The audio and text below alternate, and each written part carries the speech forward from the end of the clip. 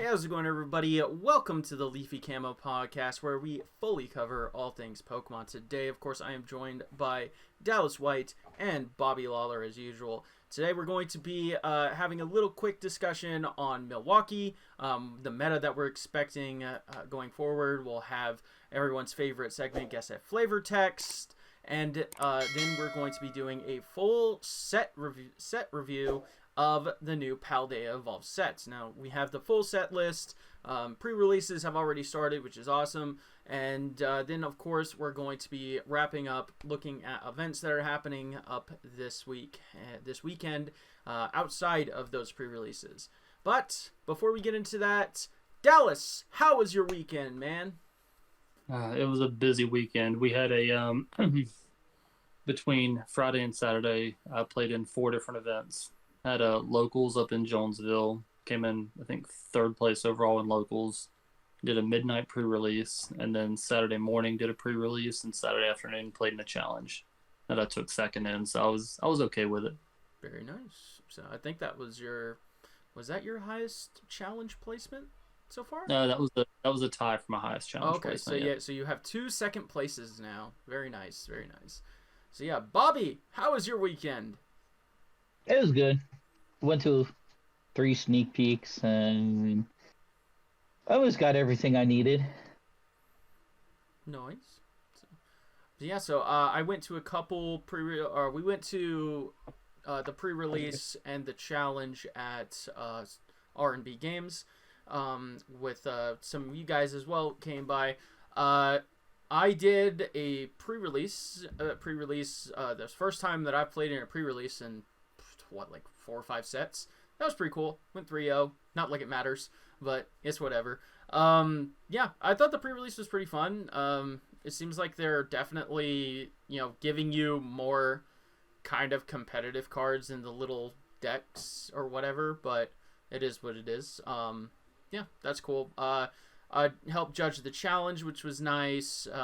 Overall, we had some pretty good pulls. I got everything that I needed for my Gardevoir, which makes me very, very happy. I got, all my Ionos, reversal energies, stuff like that. And then I actually got what I needed to update my Lost Box, but there's really only like 2 cards or so that were needed for that. So it's not like a huge accomplishment or anything. But yeah, so pretty much pretty good weekend. Also, in other news for me, I have been in talks with a new-ish store in Salisbury, and we're working on getting a league going there. So cool. If you're in the Salisbury area or relatively close to it, Wednesday evenings is probably going to be our weekly tournament, and then Sundays is going to be like more of our casual hangout, for the kids and stuff like that. So but it's still in the works. Nothing set in stone yet. But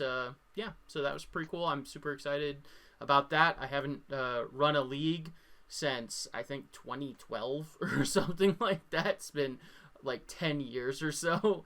So yeah, this should be pretty fun. So, but yeah. Anyway, you guys, do you have anything else before we, go into a little speculation for Milwaukee, which Dallas is going to be going to? Yeah, I'm actually ready to get straight into that. Sweet. I'm curious. Sweet. So yeah, we don't really have too many like results or anything. Like Taiwan championships happened.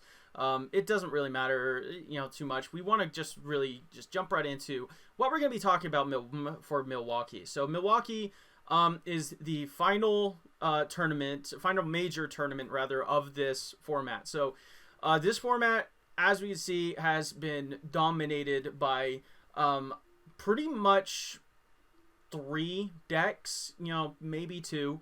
Like Lugia and Lost Zone have been really up there, and then you have Mew, Arceus variants not too far behind, and then Gardevoir limping in at that 5th place. So these are the stats that we have right here. Gudra's kind of fallen off a lot. Reggie's is still up here just because it's probably some leftover, because this only does go back 3 months, and I think that still kind of dips into the end of the pre-rotation format. But yeah, so these numbers might be a tad bit skewed. but you know that's let's see, can I time? Yeah, so like I can only go past month or past 3 months, so they're a tad bit skewed, but you know for the most part this is about what we're seeing at the top tables right now. You know, we're seeing a lot of Lugia. We're seeing a ton of Lost Box. Mew is up there, and Arceus variants are everywhere. And then Gardevoir's doing its best.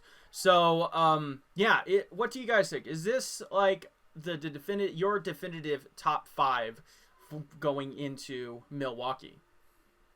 I wouldn't say in that order, but I would say, yeah, that's definitely the top 5 decks going into it. All right. Yeah. So, what about you, Bobby? Do you think that if you could reorder this list, maybe, what do you think that would be the top 5 for you? Probably Milwaukee, because everybody might be on the Mew Genesect idea, the Fusion Strike build. So I'd probably say Mew first. It's going to be a close one between Lugia and Lost Box, because they're both pretty heavy decks that you see quite a bit of. So probably I'll go Mew first. Second, that's a tough call because they're both really high counts of decks.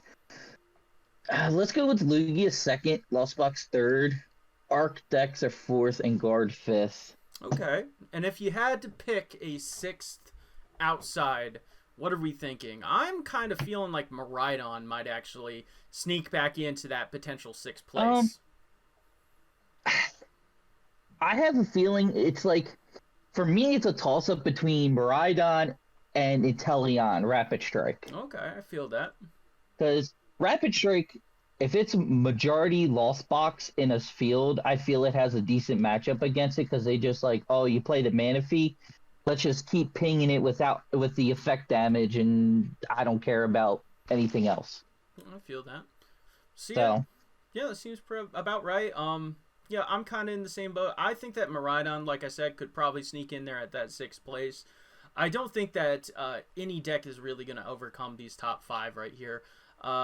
Yeah, there is something to note, though, with Mew just winning a regional and then the regionals over in Malmo. It's incredibly popular, so we're going to be definitely seeing a lot more Mew counters working their way back into decks. So do the Mew players get ahead of that and either play something else or switch back to the control build, or are we going to be seeing more and more Fusion Mew at Milwaukee? What do you think, Dallas?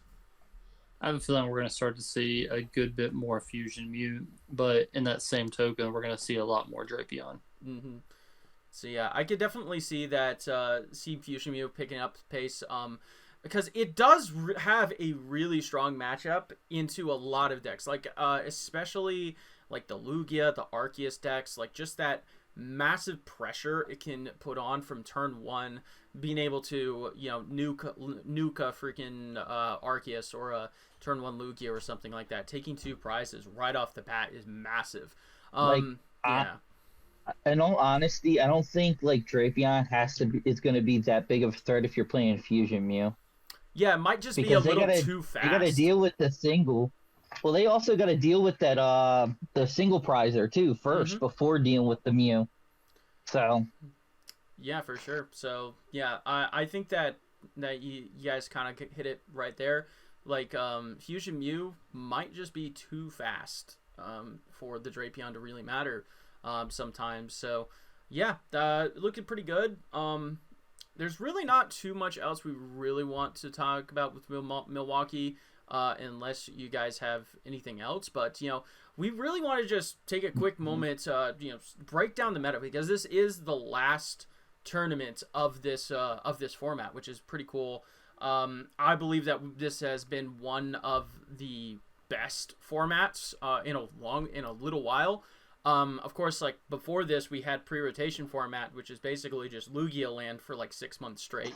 So yeah, what do you guys think? Like, how are you feeling, like, retrospectively looking back at this format? Like, I think this has been really good, very healthy format. There's been a lot of decks in and out, you know, just a good format overall. What do you guys think, though? mean, honestly, in my opinion, I think that this is going to be the event that Guardy finally squeezes out a top 8. Woo! Be my bold prediction. I mean, it's not going to. It'll squeeze out a top 8. I'll take it. I'll take there. it. So, what do you think, Bobby? How your final thoughts, more or less, on this format that we've been playing the last few months? I like this format better than Lugia format. I couldn't stand Lugia format. Yeah, I didn't play for the last month in Lugia format. I do not blame you. So yeah, this is definitely giving me vibes of like Lost Origin format, which was of course the one before that. Lots of competitive decks. Like if you told me that like Gudra is gonna make top 8, like I'm not gonna say anything. Like yeah, that makes sense. If I could roll down here, I could see like Miraidon making top 8. That's not outside. You can see like Control making top 8 even. I could see that. Like control decks are pretty good. Like it's just like a very well designed, diverse meta, and I really like that. So, but yeah, that's pretty much about it. So, yeah, that we just wanted to take a little bit of a look at the meta, our final thoughts. Milwaukee's looking pretty good. This should be a pretty interesting one. So yeah, I guess we can do a little over-under. How many Mews do you guys think are going to be making it into top 8 after we saw a massive resurgence of Mews at Hartford? 1. 1? Wow! Okay. Bobby, what do you think? Probably 2 to 3. 2 to 3. That's I'm gonna split the difference, and I'm gonna say I think that we're gonna see minimum 2 at Milwaukee make this top 8. Like, and it's probably going to be the fusion variant if I had to guess. Well, yeah, because on the way back from Hartford, me and Chris, one of our friends, we were talking about how if this format is, let's just take 2 prizes. And, 2 prizers decks, Mew has a pretty good chance of winning a lot of the games because of just how easy it is to set up in that deck if you get the right setup. So, yeah. I don't know. Overall, I've really enjoyed this format. It made me actually want to play, which is always a good thing. I'm of course more on the staffing side, but I actually enjoyed, and Paldea Evolved looks to be even better. But before we get into Paldea Evolved, I know that this segment has been rather short, but we just wanted to make sure that we touch bases. But Paldea Evolved, our set review is going to take quite some time. But before that, though, we have Guess That Flavor Text. It is my turn to try to stump these 2 guys right here. So, gentlemen, are you ready? Not really.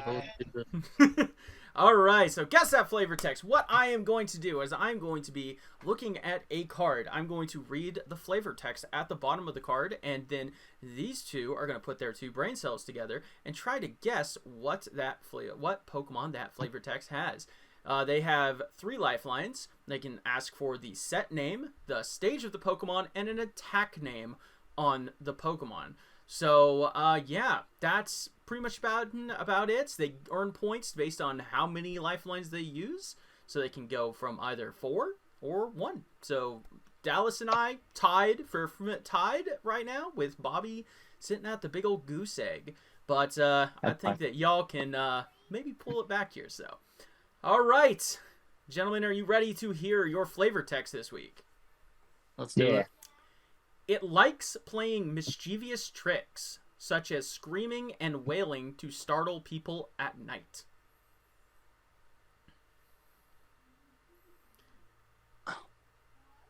It likes playing mischievous tricks, such as screaming and wailing to startle people at night.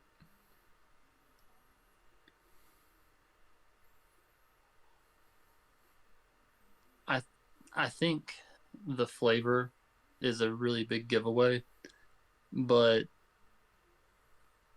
I still need to know the stage to know for sure. The stage That's how I feel. is a basic.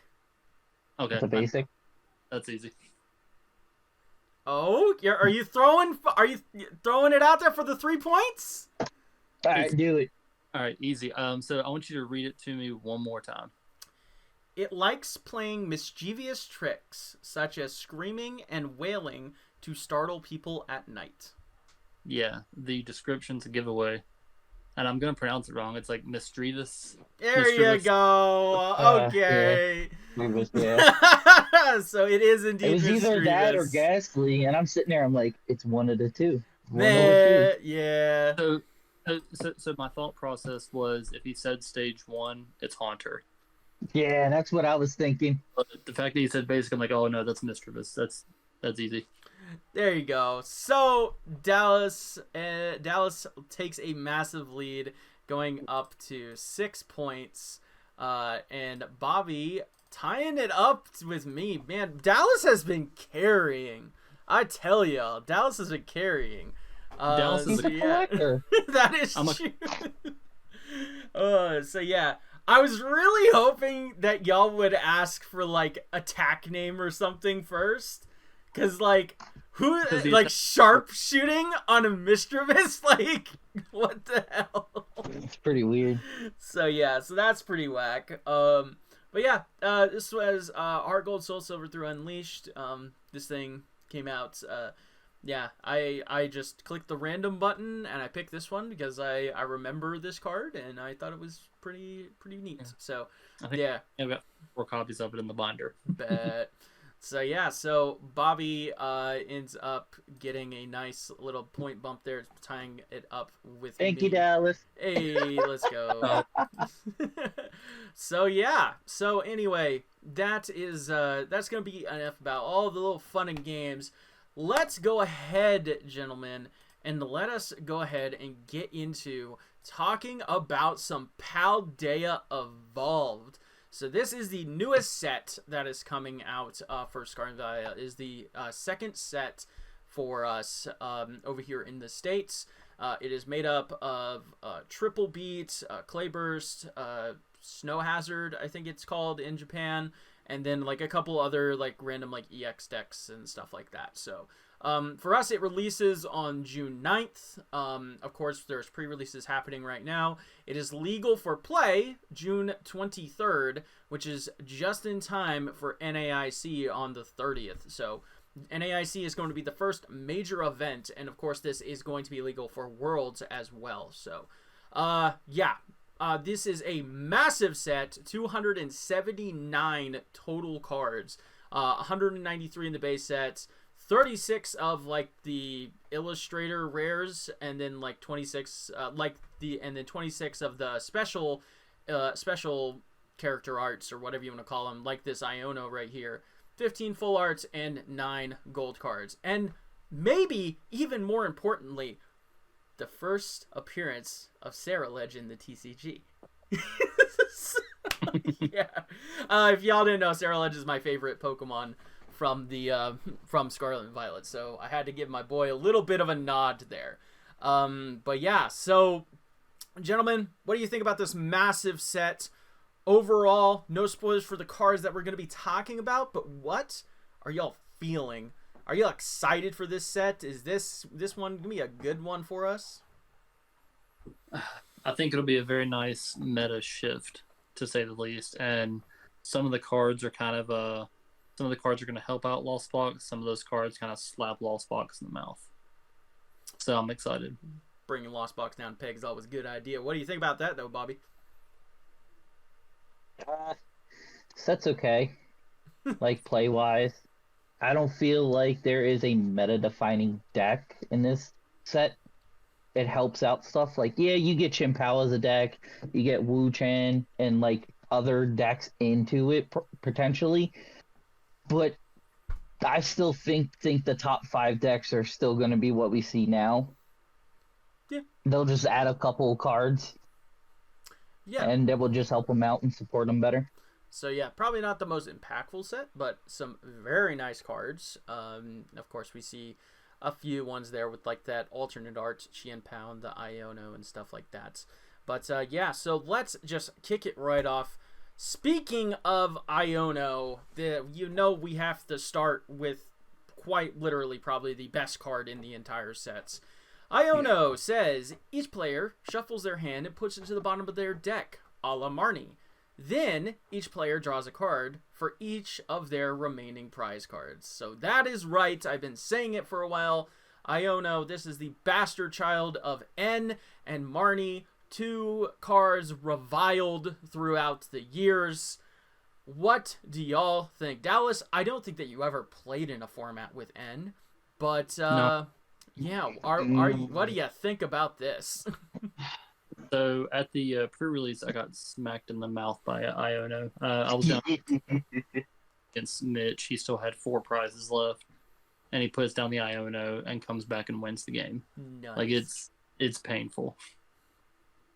But I'm really looking forward to using it as well. I think it'll be a nice asset as a judge replacement in a lot of decks. What do you Or think? at least in... Oh, go ahead. Yeah. What do you think, Bobby? Iono. Good card, though. So, it's a very good card. It's going to be annoying. It reminds me definitely of the end days where you played literally 3 to 4 of them and just go nuts with it, early game and late game. And it's just going to be really... Actually, it's going to be better now that you don't have... no, it would have been better if we had Rangaroo, but we don't anymore. Yep. But it's still going to be pretty annoying. Yeah, that's like the only thing that I don't necessarily love about this card's design, is that it does have the Marnie effect. It puts it to the bottom of the deck. That makes it like a lot harder to damn near impossible to play around. Like N was annoying. N was very annoying. But you could play around it. Like you can make sure that you thin your cards and stuff like that. And like you're gonna do this with Iono as well. And like there is going to be some skill expression reintroduced into the game, because like right now we only really have Roxanne. Roxanne is a heavy limitation on it right now, but it's kind of like Ace Trainer. Like Ace Trainer was really strong, similar to Roxanne, but Iono is just like the next level, because you can play anytime that you get it. Early game, it's a great draw supporter. In the late game, it's just an insane hand nuke, which is just crazy. So yeah, I think a lot of people that never played like in the N days, and only really have experience with Roxanne and stuff like that, are gonna be caught off guard. But like I think some of us more veteran players like will be a little bit more. We'll have a little bit of a leg up, because we're kind of used to this effect, in the game. So, but yeah, sadly, yeah, true. But yeah, sadly. So yeah, definitively, I think this is the best card in the entire set. It can go into literally every single deck if it wants to. It's not always going to find its way into decks, but it feasibly can, and it's just the power level of this is insane, and we're getting good comeback cards, which is very important. So, all right, guys, any final thoughts on Iono before we move on? I will say that the set rarity is definitely as advertised. It's been one of those cards that's been damn near impossible to play. I got 4 in my sneaky. Not the full art, but 3 reverse foil. Oh, dude, yeah, in the pre-releases, like, holy crap, dude, like, I swear they were freaking myths. Like, I don't know. I don't know what it was. In mine, so yeah, I had 3 reverse foils. I'm happy. I opened 26 packs, and I had to trade for an Iono. Ew. Damn.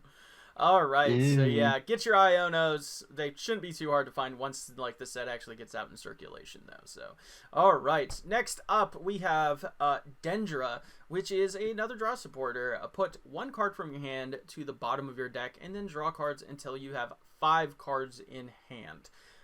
Dallas, what do you think about this?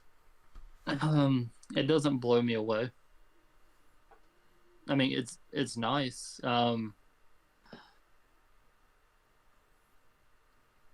I like the artwork. I mean, decent, but it's in my opinion, it's another B tier supporter. Like, it's not going to be a meta changer. It's not going to be a huge game changer.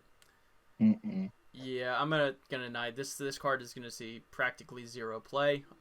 You have Bieberl if you want to. If this card was more like Serena or something, where you could go up to 3 and put it to your bottom of the deck, yeah, maybe. But the fact that it's only 1, like if you have a 5-card hand, you just put 1 card. You're playing this supporter to draw like 1 or 2 cards or whatever, a 6-card hand, let's say. If you're drawing 1 card off of a supporter, like that's worse than freaking like Friends in Galar or whatever. Like, come on. Yeah. What the hell? So yeah, I don't know. This card's kind of bad. Bookbend it goes, but I don't know. Maybe if we ever get a deck that functions off the bottom of the deck, I don't know, but why the hell wouldn't you just play Iono? I don't know. Yeah. Pretty bad card. Moving on. We have Giacomo, which is actually a pretty cool card. My daughter actually pulled this in one of her pre-release packs, the full art, which is pretty cool. It is more of on the control side. It says discard a special energy from each of your opponent's Pokemon. My God, have we been power crept from the days of Team Flare Grunts. Holy crap. What do you think, Bobby? I love it. It's better than Flannery. And I love control decks in Pokemon. Like, I'm actually trying to think of a control deck right now because I'm actually getting bored of playing Lost Box. And I have 2 of them, just not the cool fancy artwork. Mm-hmm. I love it.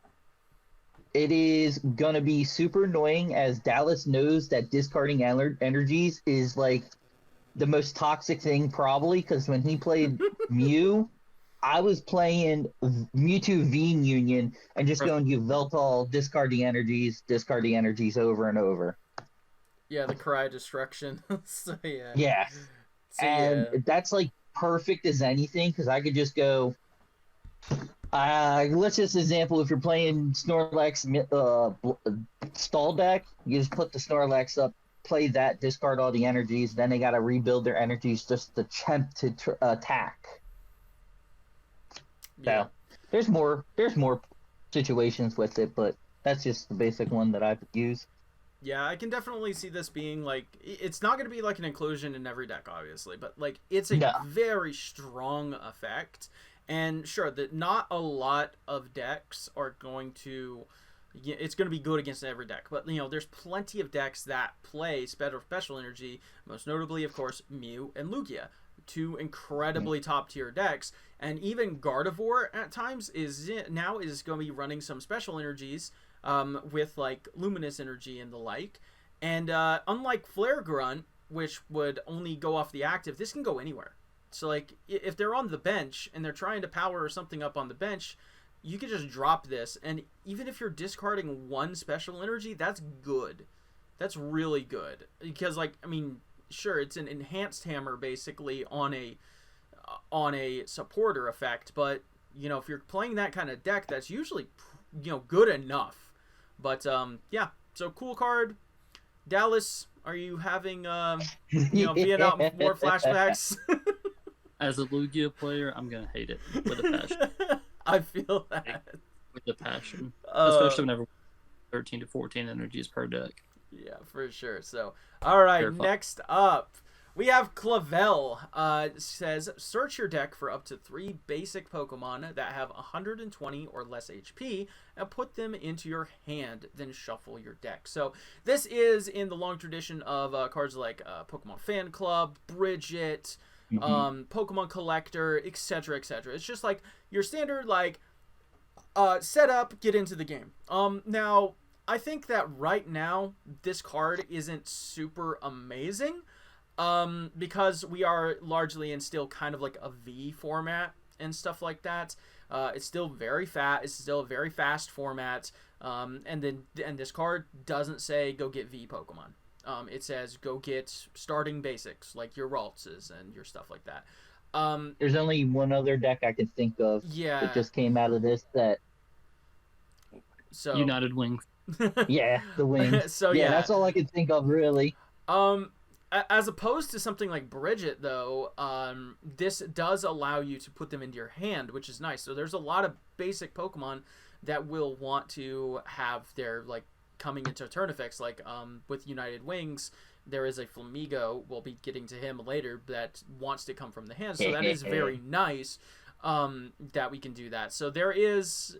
I see that this card is going to have potential in the future. Once we get out of a largely V format, you know, and go more to that, I need to set up multiple baby basics to evolve on the following turn and stuff like that. Basically think of like our GX formats and the like. Like, we still had some big basics, but when Zoroark was around, you Tapu Lele for freaking Bridget, you fill your bench with Zoruas, and then on the next turn you go boom and freaking everything, and then you draw like 20 cards a turn.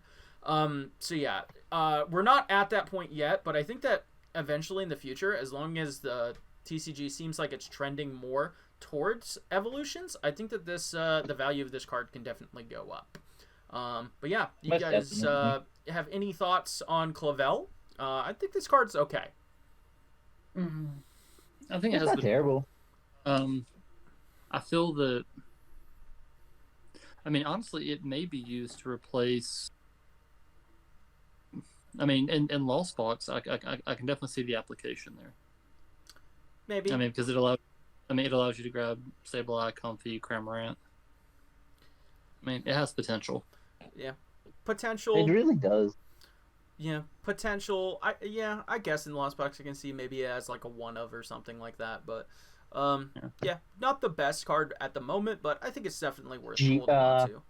In GLC, if people play GLC, that's actually not a terrible card. Yeah, for sure.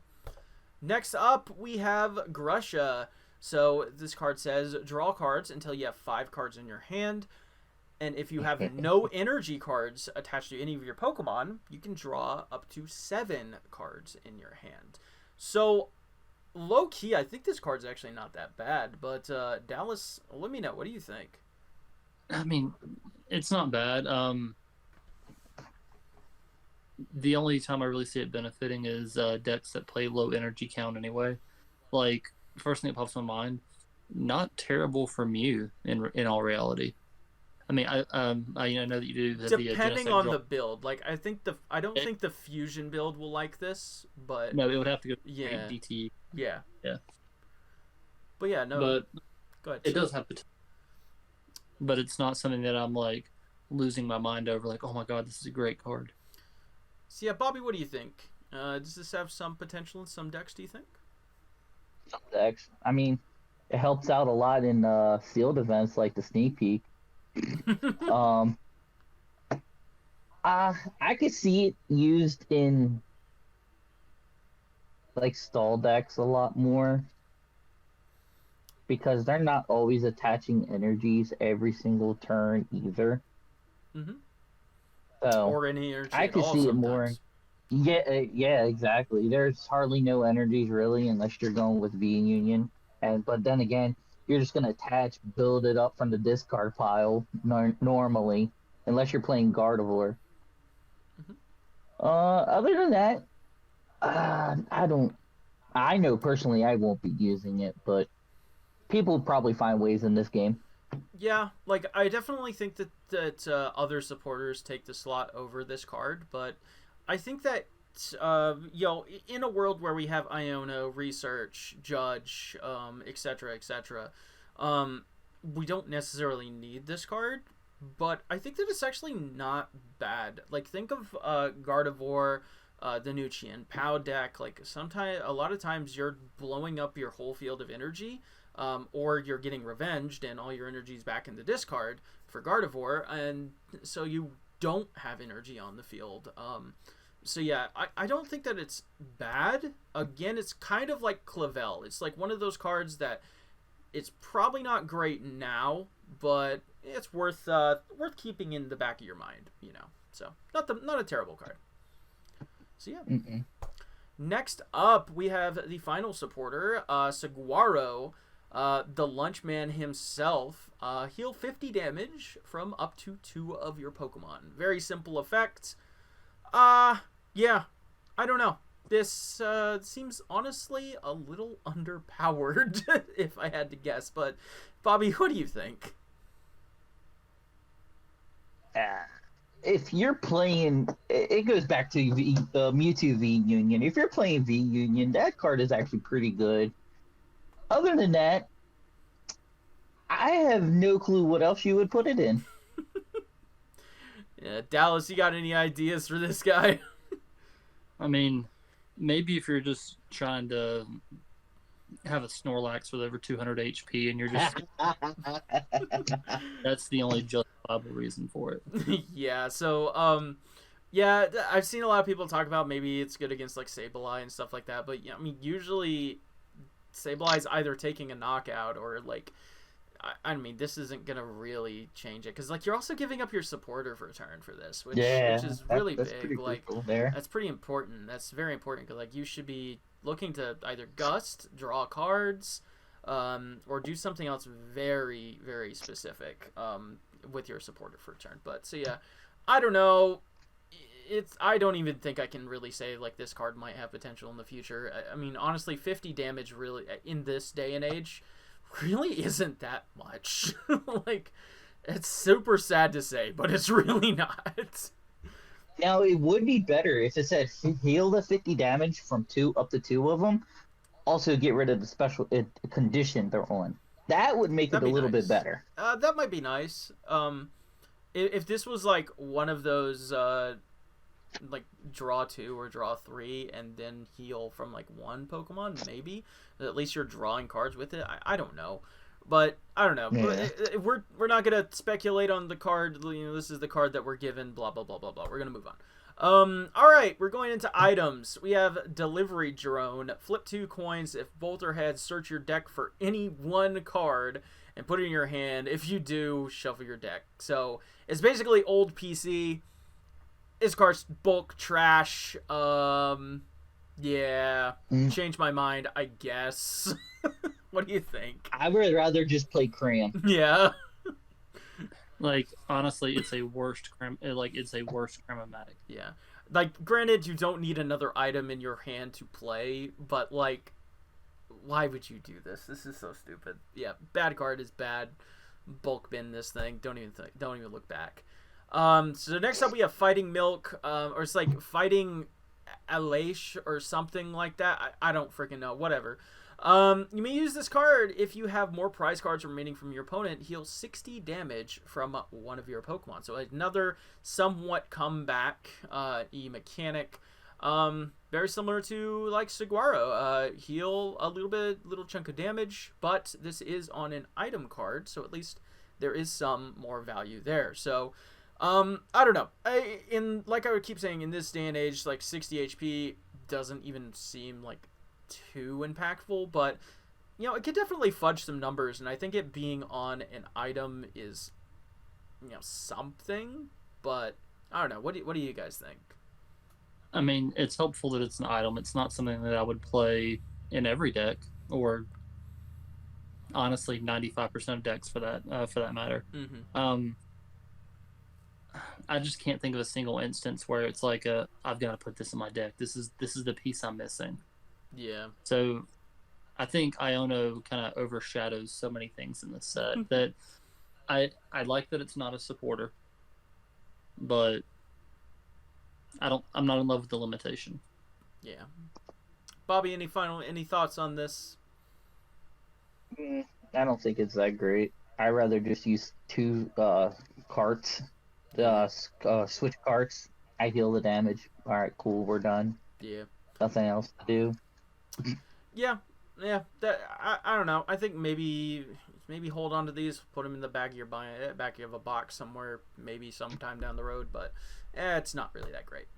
All right. Next up, we have the only tool card that we have in the set, the Brave Charm. The basic Pokemon this card's attached to gets 50 extra HP. Holy crap, 50 extra HP. That is actually a lot of HP. So yeah, most basics are sitting around 220, some at 230 HP. So you're basically pushing your basics into V-star numbers at that point, which is pretty crazy. It's also not limited to like non-rule box Pokemon or anything like that. So this is kind of equivalent to something like Big Charm we saw in the last format. Before that, maybe something like Fighting Fury Belt. Or the like, or Cape of Toughness. This is actually just pretty much a functional reprint of Cape of Toughness. So yeah, this has a lot of synergies going forward, and just can be really good for like basic decks or just other decks that just want to survive. But yeah, Dallas, what do you think about this one? Honestly, I'm excited. Tyranitar with a V-Guard. Oh my god. Yeah. It's a 310 HP. Holy crap. That is insane. So, yeah. And that puts it out of the range of so many things. Yeah. Effective 310 HP against Vs, of course. Yeah. That's pretty crazy, yeah. So, yeah, Bobby, any other applications that you can think of off the top of your head? So, me and Drew, shout out to Drew for this one. Basic Reggies. That pushes them to most of them to like 170 or 180, right? Yep, 200 for Regigigas. Mm-hmm. And yes, the deck is not going to be overwhelming, crazy like it was the format before.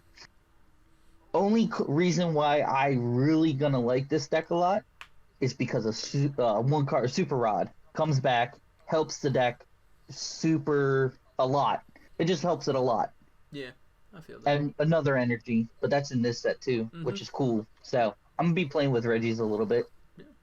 Of course, there is the synergy with like the Drifloon in Gardevoir. You can attach this, and you can power up, just be like a gigantic beat stick with a basic Drifloon. Oh, that gets over the Vulpix that hurts the deck a lot. Yep. So yeah, definitely a pretty, just any card that, any like, especially tool cards or anything like that. I mean, yeah, of course they can be removed and stuff like that, but if any card that just says you get more HP, you can survive longer is always good in this game, and that's just really nice. So all right, so next up we have some stadium cards. First up, we're going to talk about Artisan. Once during each player's turn, that player may search their deck for one basic Pokemon, excluding Pokemon with a rule box, and play it onto their bench. Then you shuffle. So this is a really good, it's basically a nest ball, but you can't get like Greninja or your Lugia or whatever. So yeah, non rule box Pokemon getting some love is always nice. But yeah, this is seemed like a really big bump to some decks, including like maybe Lost Box. What do you think though, Bobby? Oh yeah, I play two in Lost Box right now. So this card is super good. I like the fairness of it, where you can't get Radiant Greninja because that card is just really good. It just makes a deck, helps with consistency. It helps with thinning. So if you need to get to a card, you just play it, thin it out. Draw the cards you need off of Greninja, and hopefully you win from there. Lost Box, it helps with if you only have one nest ball and you get that card, have that card too. You can get your double comfies and go from there. Yeah. Or even a cram to get the attack off. Mm-hmm. So yeah, I think that's really good. I mean, it might even like replace nest balls in some of these decks, and the like. So, but Dallas, I know you play them bigger V-based decks, but can you find a little love for this? So in Lugia, there's absolutely zero love because it puts it straight on. So that kind of ruins the Pumpkaboo. The only thing it could ever be used for is like grabbing any Veil's Hall or a Stonejourner that people don't commonly play anymore. It's useless in Mew. It could have some application in Guardy, but honestly, I think this is going to be a big +1 for Lost Box decks. Yeah, definitely. I think that even going forward, this is like it's a more generic stadium. So like, think of a lot of decks that just don't really have like a good stadium for their deck. Like they can throw in an Artisan or two, and like they just have like a good stadium for their deck, which is nice. So yeah, very solid stadium. Easily probably the best stadium of this of the set, and probably one of the better stadiums we've had in a very long time. So very happy to see that. All right, next up we have the Calamitous Snowy Mountain. Whenever any player attaches an energy card from their hand to one of their basic non-water Pokemon, put 2 damage counters on that Pokemon. So basically this is an old cemetery, but incredibly restrictive. So it has to be only basic Pokemon that are non-water Pokemon. So yeah, I don't know. I don't know. I think that massive restriction on it is a little much, you know. So if it had just non-water Pokemon or just basic Pokemon, I think maybe, but I don't know. I'd rather play like Gape Jaw Bog. I don't know. What do y'all think? Yeah, after all that, yeah. Honestly, the card basically states if you're not Chin Pao, put 2 damage counters every time you attach an energy. Well, I mean, if you're evolved, you don't even have to worry about it, though. That's the thing. Yeah. Like, yeah, and like now we're getting more into like an evolved format and stuff like that. Like, how often are you really attaching basic energy or attaching energy from your hand to a basic Pokemon? You know, Gardevoir gets it out of the discard. You know, Lost Box doesn't care because they're either using Mirage Gates or they're so low HP it doesn't even matter. Lugia gets Archeops. Like, I don't know. Like, it'll come in play every now and then, but it's really not that great. I think it just has too many restrictions on it, but I don't know. Can y'all think of any utility for this? I mean, honestly, I just think that Lost Box is going to fall in love with it just because it's going to beat Sableye. Yeah. Well, so if someone plays it against a Lost Box deck, it's going to be painful for them whenever they have to put damage on. Because Sableye loves anytime there's damage counters on anything. I mean, but like they're already so low HP. I mean, does it really matter? Like, I don't know. Yeah. But yeah, I don't know. It's not terrible. But yeah, I would still rather play Bog over it. Yeah, I'd rather play Bog. Hell, I'd probably rather play Cemetery over this, even though Psychic is like one of the most common types in the game. Yeah, I don't know, but play no for this. Yeah, I don't know. Next up, though, we have the Calamitous Wasteland. The retreat cost of each basic Pokemon except fighting Pokemon is colorless more. So this is kind of a pseudo Galar Mine, somewhat reprint, I guess you could say. Again, though, like some restrictions on this. It's only basic Pokemon, and it can't be fighting Pokemon. And I know, like, fighting Pokemon aren't like the most common thing in the game, so this is actually going to be a little bit more impactful. But, like, why does it even have that restriction on it, you know? Like, I don't know. If it took away one of these restrictions, like, I think this card actually would be pretty good for select decks, but I don't know. What do you think, Bobby? So, if you're going against Lost Box, it hurts. They gotta have the switches. They can't just Mirage Gate, retreat. Mm-hmm. They have to use both energies for Mirage Gate to do it. So that's where that hurts. If you're playing Snorlax Stall, just an example, it hurts because they're going to, example, Mew. If they go up against a Mew, they boss up a Genesect, they have in the active the Snorlax, and plus that card, that Genesect is sitting there until they get a draw card. I mean, a switch card. Yeah. Or get out. Yeah. Yeah. I don't know. Like, because there's no way you're going to waste 2 energy cards to get rid of a Genesect. Yeah. No. So, I feel it's okay for stall at most, but other than that, no other deck will play. Yeah, I think it's just, like I said, I think it's a little too restrictive. But the restrictions on this are much less than the restrictions on the mountain. So yeah, because fighting is just not super common in the meta right now, and even with this set, I still don't see it being super common.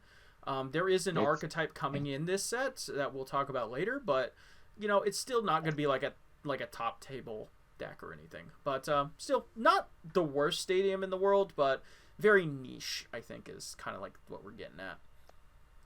All right, next up, we have the Practice Studio. The attacks of each player's Stage 1 of Evolution Pokemon do 10 more damage to your opponent's active Pokemon before weakness and resistance.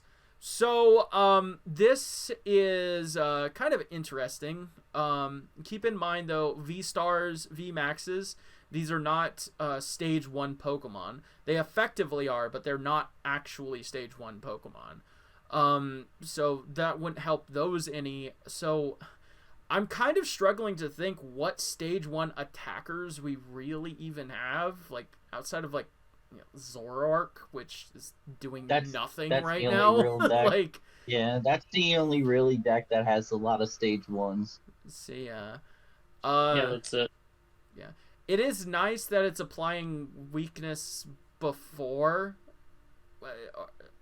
I guess, but like it's applying before weakness and resistance. So, but like I don't know, like this is gonna be one of those things like maybe hold on to in the future, because EXs are, if we get good stage one EXs, they are actually Stage 1s. So maybe, but maybe, because 10 damage doesn't sound like a lot. But it really is. It really is sometimes in Pokemon. Like, it is 10, Vitality Band saw a lot of play just because an extra damage bump was important sometimes and necessary. So, we see Hawlucha poking around. We've seen Zigzagoon in the past. Like, 10 damage is nothing to sneeze at. So, but yeah. You guys, any final thoughts right now? Can we see any use for this, or is this just gonna be like something we're gonna need to hold on to for potentially in the future?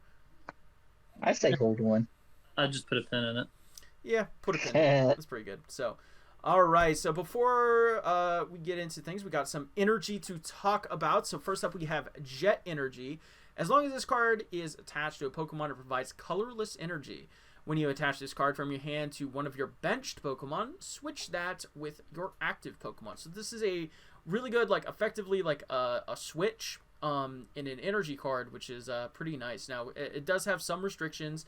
It has to go to the Pokemon, on the Pokemon that you're wanting to switch. So certain decks are going to take advantage of this very well. Certain decks, won't as much. Like, I think I've been seeing this most in like Lugia and like Arctina decks a lot.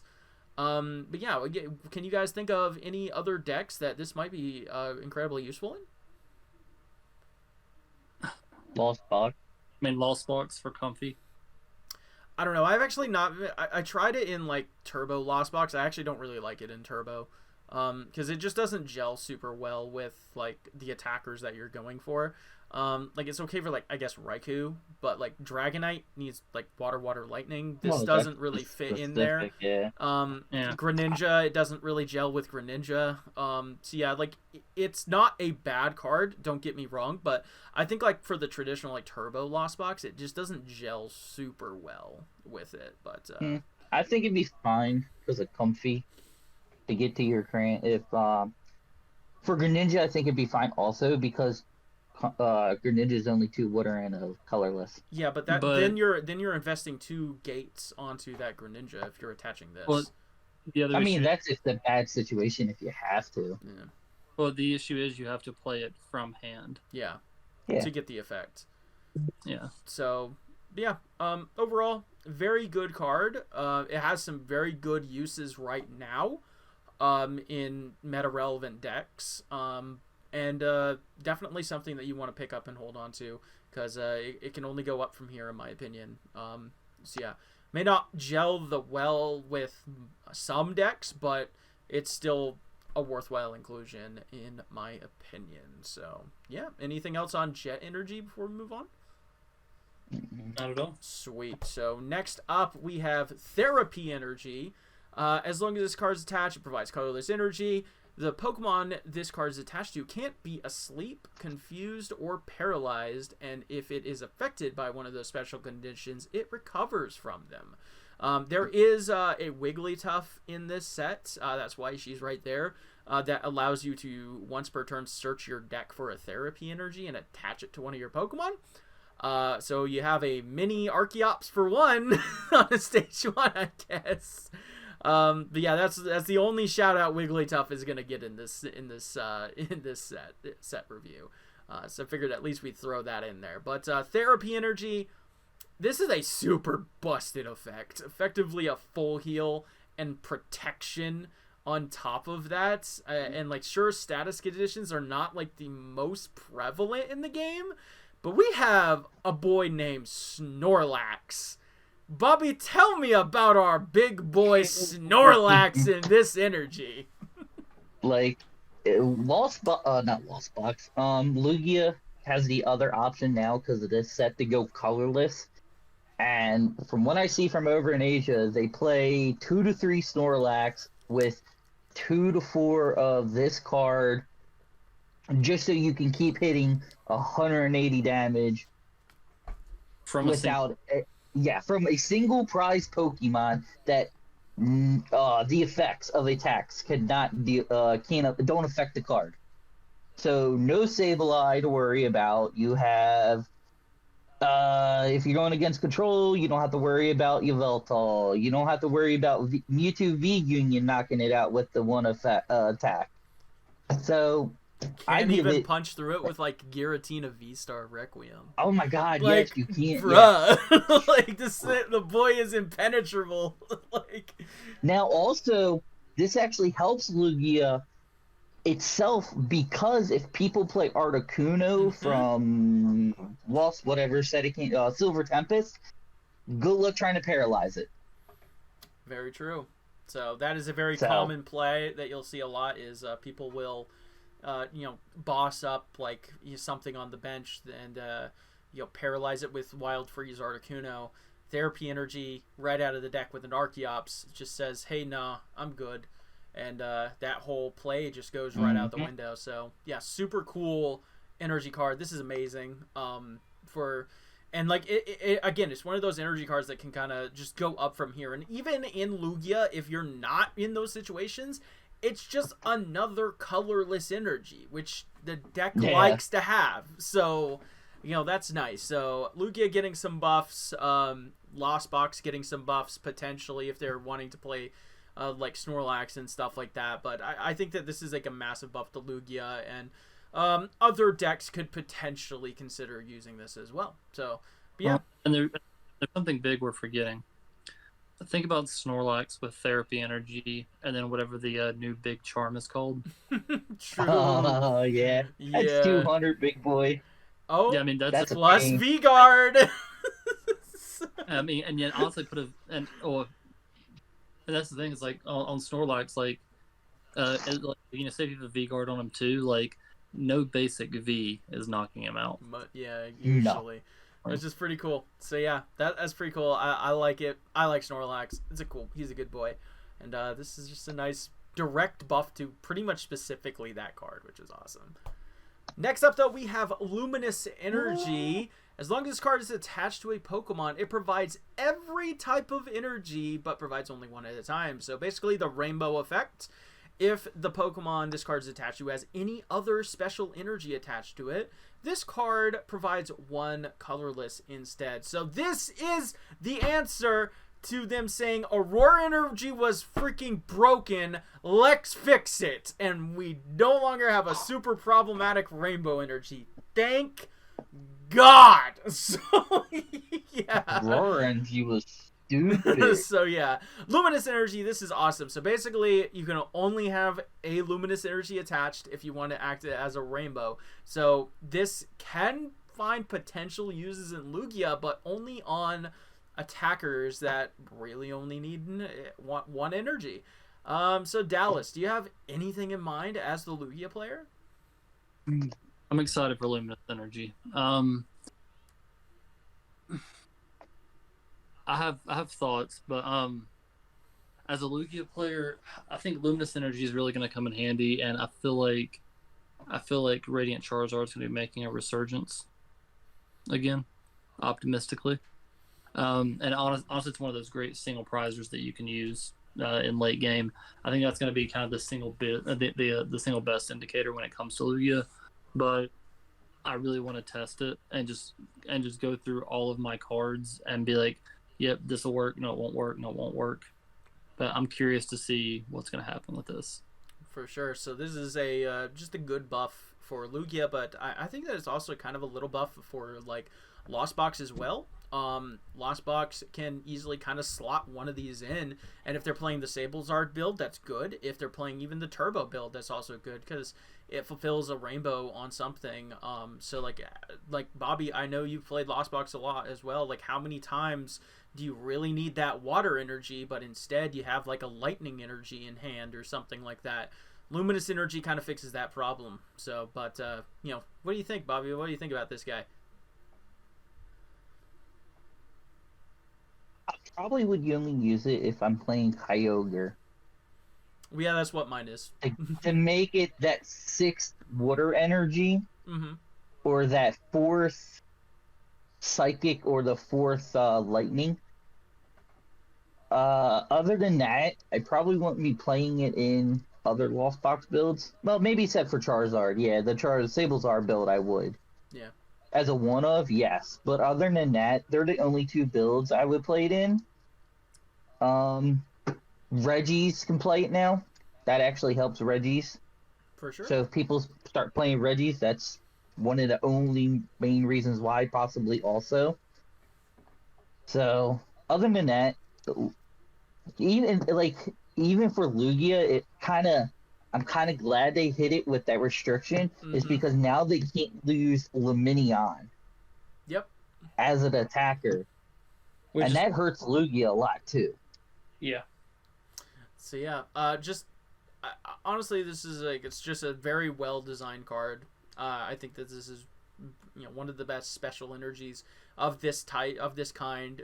We've had Rainbow Energy, we've had Aurora Energy, and I think that this is like the perfect happy medium, at least for the meta that we're in right now, for this kind of Rainbow Energy effect, which is very cool. I'm happy.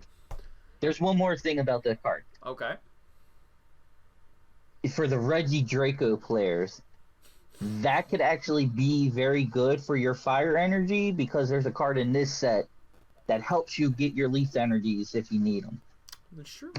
So, next up, though, we have Reversal Energy. While attached to a Pokemon, this provides 1 colorless energy. If you have more prize cards remaining than your opponent, basically losing, than your opponent, and this card is attached to an evolution Pokemon that does not have a rule box, it provides 3 energy of any type instead. I know what you're looking at, Dallas. Let us see him. Let us see. There's the reversal. Oh, no, wrong card. Wrong card. This is where it's going.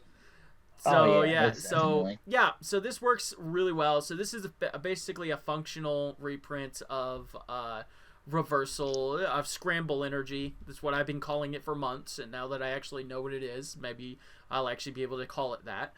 Call it Reversal. But yeah, so this works exceptionally well with mini decks. Like Lugia is really good. You can power up an Archeops all in one go.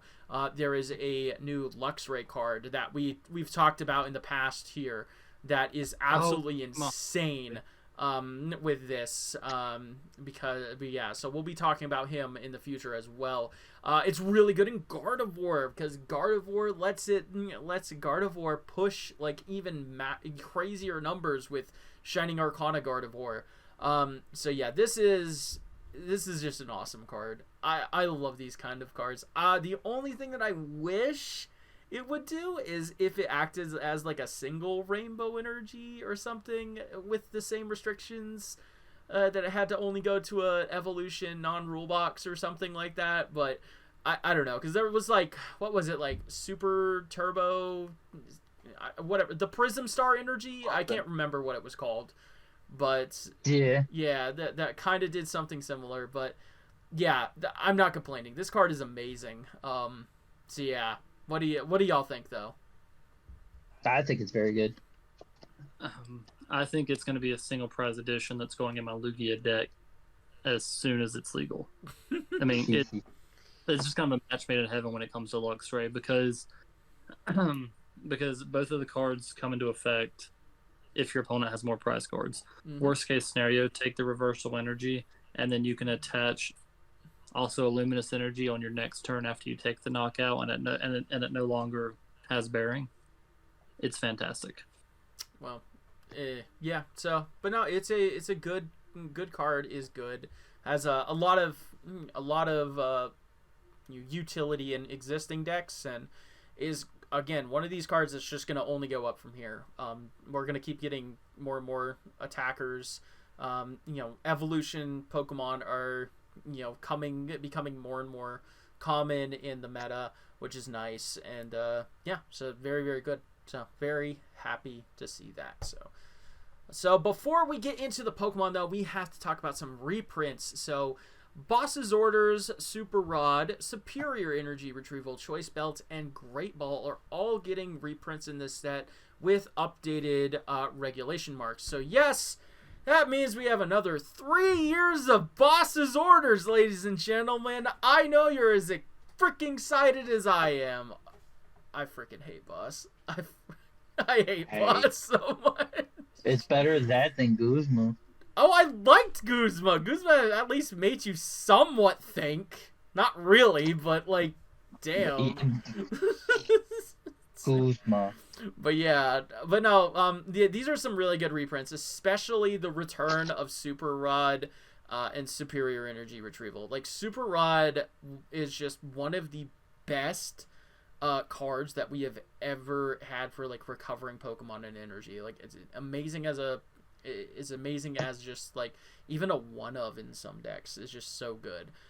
It is important to note that Super Rod and Superior Energy Retrieval are receiving updated erratas to include the up to in their card text. So that's very nice. And you can say you only really need 2 energy out of the discard, or you don't want to clog up your hand. You can just do that. So the up to is just nice extra text that's just good. And yeah, but yeah, I don't know. What do you guys think? Are you guys excited about some of these reprints as I am? I mean, honestly, I just want to talk about how beautiful that Super Rod is. It's so nice. Yeah, for sure. So I also my daughter did pull one of the Superior Energy Retrieval secrets too. That was really cool. Hey, Chimpal's gonna love the Superior Energy Retrieval. Lost Box will definitely love having 2 Super Rods in their deck, because recycling your Pokemon, especially Cram or Sableye, it helps. Yeah, and it can functionally work somewhat as that 3rd or 4th energy recycler as well when need be. Of course, it's getting only 3 compared to 5, but it's still very good for the deck. So it's good for when you don't want to recycle and just play that Mirage Gate to just like, all right, cool, I need them too. Mirage Gate, Super Rod first, then Mirage Gate. Cool, I got my stuff now. I'm good. Perfect. So yeah, and if you only needed 2, then boom, there you go. You can just shuffle back a Pokemon if you need. So yeah, Great Ball is never really one of those like super high value cards, but it's always nice to have in the format. And I just kind of find it funny that we're still getting V support even into the second set of freaking second set of this new era or whatever you want to call it, which is pretty funny. So, but yeah, 3 more years of Boss. Yay! I hate it here. I like Boss. I hate it. All right, so overall thoughts on just the trainers items, all that fun stuff. Just off of this, I think it's always important to look at this kind of stuff first before we get into the actual Pokemon, because it gives us a good reference for the sets. Overall, I think this is just very good. Lots of good cards for a variety of decks. But any final thoughts before we get into the Pokemons? Honestly, it's a lot to digest, but I think there's going to be some really creative new deck builds coming out as a result Oh, of this. there is. For sure. So, all right. So that it is time. Let us finally get in to the Pokemon of this Pokemon trading card game. First up, we have Fortress EX, which has the explosive energy ability. Once during your turn, you may search your deck for 5 basic grass energy cards and then attach them to your Pokemon in any way you like. Then shuffle. If you searched, then this Pokemon is knocked out. So you basically are giving up 2 prizes to your opponent to set up 5 energy cards from your deck in one turn, which is absolutely amazing. It does have an attack, guard press, grass, 120 damage, and you take 30 less. That's not really like the mainstay of this card. It's all about that ability. This is something we have seen in the past, like mostly on like things like Electrode and Electrode GX and stuff like that. And those saw sparing competitive play. But Bobby, break it down for us. What do you think about this one? I love this card. So there's another card in this set that I'm using it with.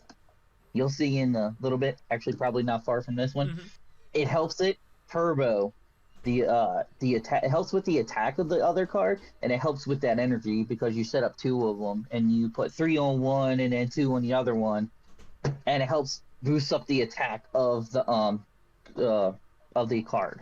So I like it, and plus with Reggie Draco, them players, you finally have a card that's better than a supporter. Yes, they take 2 prizes. Who cares? You have a ramp for 3 Reggie Dracos on board, potentially. If you set up 2, even better, because now you just put 4 energies, 2 on 2 on each Reggie Draco, and play your fire or luminous energies, and then there you go. So, yeah, that card's going to be cool. Very cool card. Also, needs to be said, this pairs super well with Iono.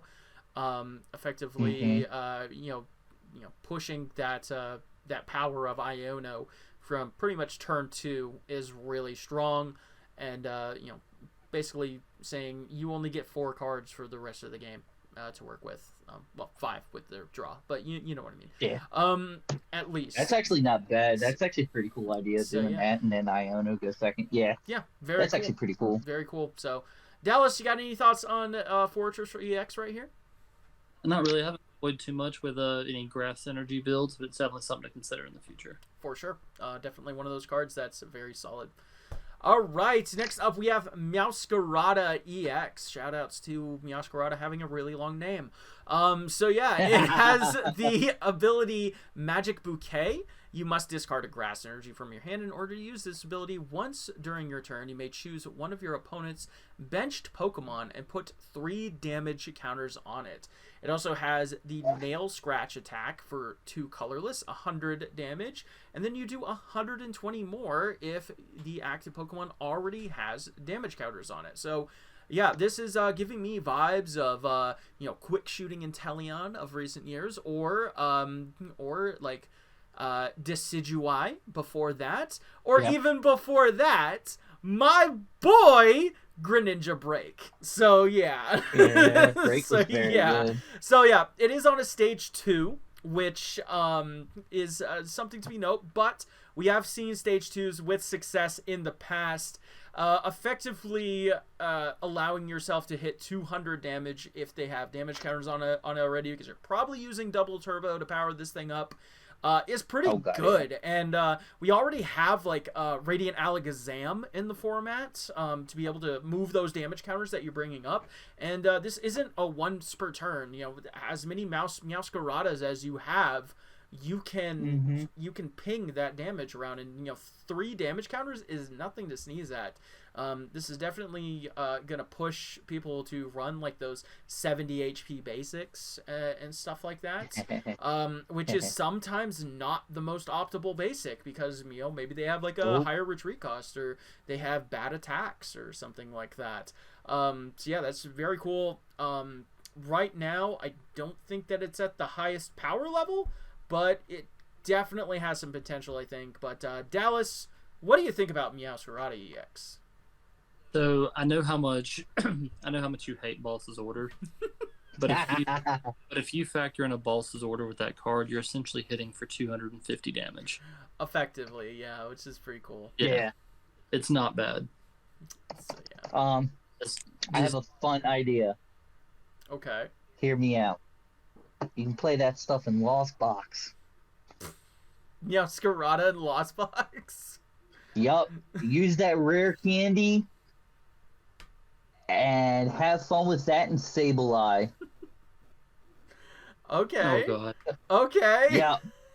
I was just thinking, I'm like, wait a minute, it does 30 to one of your opponent's bench. You have one of them. Sableye will have so much fun. It's effectively with 150 HP. Yes. So you have Pokemon that are 80 HP or less. That could potentially just make Sableye so much more impact against whatever deck they could be playing. Yeah, very cool. I'm sorry. Sableye is just a really good card this format, and I feel it's just too nutty. And that card, let me just discard an energy and put 3 on Curlia. Let's Sableye kill the Clara and kill something else. I get 2 prizes without having to do that much work. For sure. Yeah, It's just a fun idea. If somebody actually does it and does really well with it, that's pretty sick. Yeah, cool card is cool. Like I said, I'm not seeing I don't think that this is gonna really take off right away, but it has a lot of potential. And going forward, I think that these kind of abilities have always been really strong. Damage counter abilities and stuff, even when they are on stage 2s, or even in Greninja Break's case, effectively a stage 3. So that was pretty cool. So anyway, definitely something I'm gonna definitely mess around with on live and stuff whenever it comes out. But a pretty cool card. Next up, we have Big Wo-Chien EX, 230 HP basic. Let's go. Has the Devouring Ivy attack for Grass colorless. This attack does 60 damage to one of your opponent's bench Pokemon for each prize card your opponent has taken. And then for another Grass energy added onto that, you do 4 Spurn for a flat 220 damage. Bobby, this was the big boy that I think you were talking about. Break it down for us. What do you like? All right. So with the Fortress that you saw earlier, this is the other card, the other deck that you can actually build with the Fortress, because you go Fortress, blow it up, they take 2, you put the 3 Grass energies on the Woo, and yes, they're doing 120 to one of your opponent's bench Pokemon, but that can potentially help a lot, because you're going to be chipping away at their bench. Like, example, Lost Box, you're taking out the Comfies. You're taking out a Cram. And then if you play a Hawlucha, you can take out a Radiant Greninja. For sure. So it has its pluses. Yes, it's I don't think it's going to be a very good deck at all. Would it be fun? Yes. That other attack, no. I mean, flat 220. Flat 220 is not too bad. Like, that's a pretty decent, but for 4 energies, that's cool. I mean, it is only 1 more energy than what we're doing. But yeah, Dallas, you got any thoughts on Big Wo-Chien right here? Yeah, as a guy that runs Tyranitar, I hope it's not successful at all. You're hyping up your boy T-Tar with the big charm or the brave charm and everything on him. Big Woe don't care. So, yeah, it's not gonna matter. Yeah. So I think that the restriction on this is pretty bad. Of course, we do still have Manaphy in the format. A lot of decks that are going to be heavily impacted by this, like think Gardevoir, think Lost Box and stuff. They will play the Manaphy, and it's usually not that hard for them to get it out and ready to go. So, the fact that it can only go to the bench is, I think, a kind of a detriment to this card, because if you're swinging into the active, you're only really doing 220, which is a good number. Which is a good number. Don't get me wrong. That's knocking out most base Vs, most. But, it's not really going to be the game-breaking thing for you. So, I think it has potential. It's fun. It's not going to be like no tier 1 deck or anything, but it's sure as hell going to be a fun card. So, but yeah. Any final thoughts on Big Woe right here? Nah. Very cool. No, not really. Cool card. Tyranitar's Bane. So yeah, next up we got some fire Pokemon going into Skeledirge EX. Has the Vitality Song attack for 50 damage, heal 30 damage from each of your Pokemon. Not terrible for a single energy attack. And then for 2 fire energy, does Burning Voice, 270 damage, and this attack does 10 less damage for each damage counter on this Pokemon. So yeah, this is looking pretty interesting. You have this Burning Voice attack. Then minus text on any attack is usually something to shy away from, but that's a lot of damage, and only for 2 energies, pretty good. So I don't know. What do you think, Dallas? Do you think Big Dirge here has some potential? I think he definitely has some potential for meta decks in the future. I mean, 270 damage for 2 energies, and the biggest thing we're overlooking. Take a look at that HP up in the corner. 340, you're right. He has Eternatus HP. He's a big boy. So, yeah. That's probably why he doesn't care if he takes only 10 damage less. Cool. Well, yeah, so continue, Dallas. I'm sorry. Go ahead. No, that's honestly where I was going with that, is like, he is... So, yeah. Yeah, I kind of like this card. Skeledirge, he's my favorite of the 3 starters, so that's pretty cool. I think that this can work. This can kind of work in maybe like an Armarouge box deck. Of course, that kind of deck hasn't seen like any success, because right now we have Arcanine, which is not too bad either, but. Imagine Arcanine, but instead of that, you're running a stage 2, so like it's even worse. So yeah, and I don't know. I think it has some potential, and I think going forward, it might be a lot better. But I think for now, it's not really gonna make any waves. But give us a few sets. And maybe we're pushing V's and V stars and V maxes and stuff out, and going into more of like a evolution based formats, which are always the best formats. Don't at me, I don't care. That you like your big basics.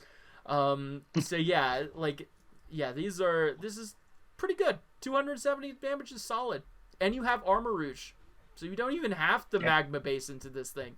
You can just Magma Base into the Armarouge, just move it up. And also, wait, did Cheryl rotate? I don't remember. Do we still have Cheryl? Not that I remember. Let me check. If we still have Cheryl, that's amazing, because that was the synergy that I was thinking. We do still have Cheryl. It's Regulation E. Let's go. So nice. So you can take a hit with this big boy, Cheryl, and then you can freaking charge it back up with Magma Base and Energy Attach. So yeah, that's pretty cool. That's cool. I'm happy. So yeah, that's nice. But yeah, so Big Dirge, I like this card. I think it's a cool card. Not gonna do anything now, but maybe in the future. We'll see. Next up, we have Chi-Yu EX, the little goldfish. He has a single fire energy attack for Burning Envy. Discard 2 cards from the top of your opponent's deck. And then for Flame Surge, 100 damage. Choose up to 3 of your benched Pokemon. Search your deck for a basic fire energy and attach 1 to each of those Pokemon. I don't know, Bobby. What do you think about this little fishy boy with only 190 HP? I say that helps out Firebox a lot.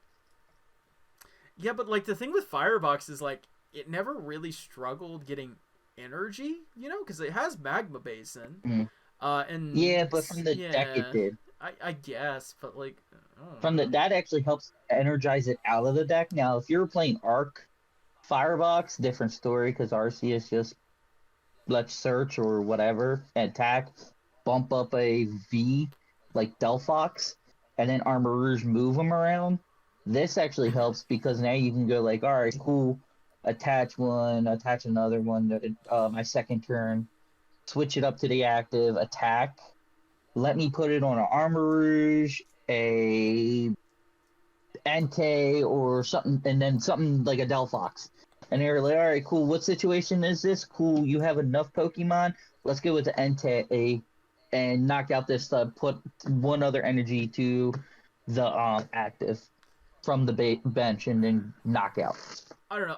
I kind of like that there is a way that you can do this on turn 1 with like Magma Basin and the like, but oh yeah, no, I don't know. Like, but you need to discard it though. Yeah, you need to discard an energy, which isn't usually the hardest thing to do. No.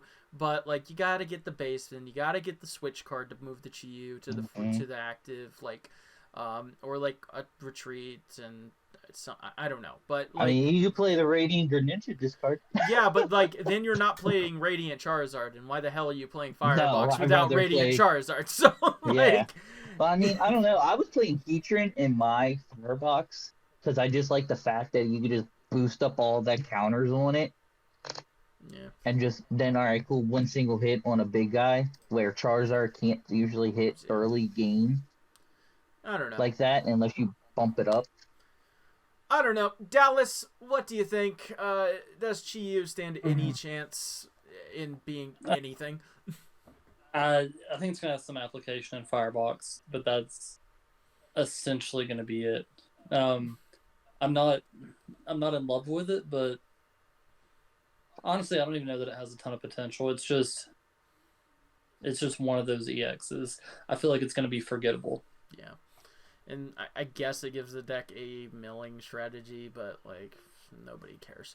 You know, Crabominable has that too, and that doesn't come into play very often either. So, I mean, Tyranitar. Yeah, just play Tyranitar. Exactly. Next up, we have the second starter, the third starter, excuse me. Quaquaval EX has a single energy attack with Lively Samba. 60 damage, switch this Pokemon with one of your bench Pokemon, and then your opponent switches their active Pokemon with one of their bench Pokemon. It has the Propeller Shot attack for water colorless. 230 damage, put 2 energy from this Pokemon into your hand. So, yeah, this is pretty cool. We do have a Quaquaval from Scarlet and Violet base set that will, of course, evolve from the same line that says you can attach an energy from hand to one of your Pokemon once per turn. So being able to recycle those energies and putting them back in your hand isn't really that big of a problem because you have that other Quaquaval. You could just put both of the energies back on, and then you're just recycling that 230 per turn. Hitting 60 and then forcing switch is not bad either. I wish it kind of forced them up first, like an escape rope, but it is what it is. Mm-hmm. You're still forcing switches, forcing potential resources out of your opponent and stuff like that, which is nice. Yeah, I think that this card is low-key close to being good, but it's kind of missing something, and that's the fact that there's not really going to be a ton of draw in the deck. You're going to have, like, Greninja, and, like, that's it. So. Oh yeah. Yeah. I get Irida. Yeah, you have Irida. Well, that's a good search. Yeah, you have good tutor. You can take advantage of Irida, get Candy, Quavel, and you can get like Fish for future turns. You got Greninja for draw. So it has some pieces. Not kidding. If they release like a Quaxwell or something like the stage 1. That gets like the refinement treatment, like the Curlia treatment, where it can draw cards somehow. Oh, yeah. Holy crap! This card is actually gonna be super solid because 230 is a good number to hit.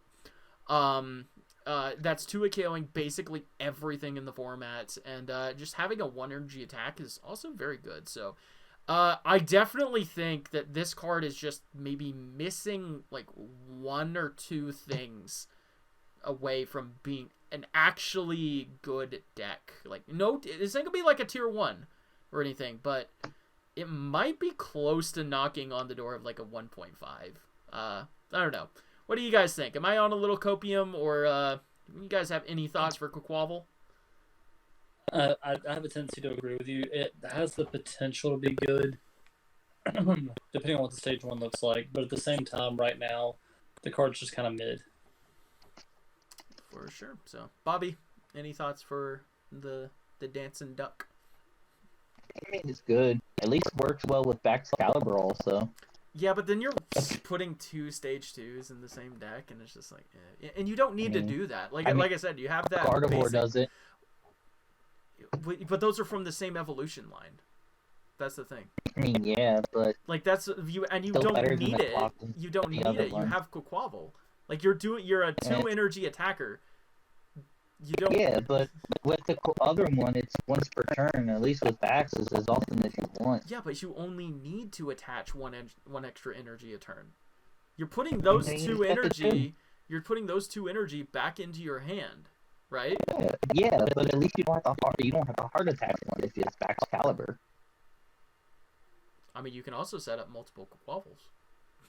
You could, but does Quaquaval actually have a decent attack like Baxcalibur? I don't know. If you need a single price We also matchup? have Cheryl, so that's pretty cool. I mean, yeah. Quavel. I don't know if I spelled that right. It does for 3 water. It does 140, so that's actually pretty decent. It actually has more HP and does more damage than freaking Baxcalibur. So that's kind of cool. But yeah, not too bad. Pretty cool card. I think it has some potential, but I think we've been on the Dancing Duck Boy a little long enough. All right. Next up, we have Chien Pao. Most likely, probably the best archetype coming out of this set is going to be Chien Pao with Baxcalibur, like we've been alluding to so far. It has the ability Trembling Cold. Once during your turn, if this Pokemon is in the active, you can search your deck for 2 basic water energy and put them into your hand. And then it has the Hail Blizzard attack, does 60 damage for 2 water. Times the number of water energy you discard from any of your Pokemon. So this is an effective infinite damage cap. This is very good. If you're discarding 4, you're doing 240 damage, which is knocking out pretty much all base Vs and EXs. 1 more, you're knocking out like V stars and the like. 1 more after that, you're basically knocking out everything. So yeah. 5 or 6 energy is usually what you're going to be needing to knock out pretty much anything in the meta. And we have amazing tools like we saw Superior Energy Retrieval. We got the Baxcalibur that we're going to be seeing later on, which is effectively just Rain Dance.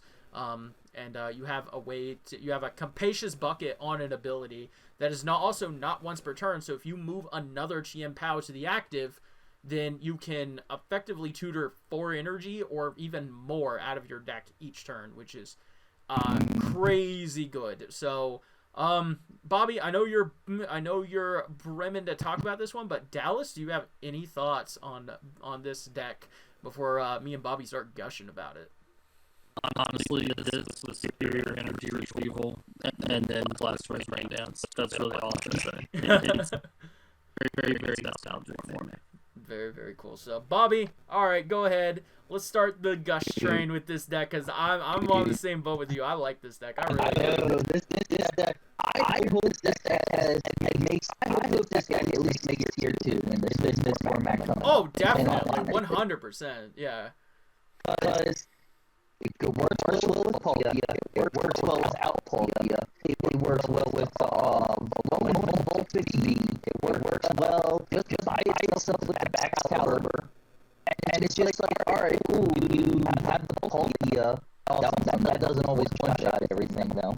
You got this guy. Let's just immune VMAX.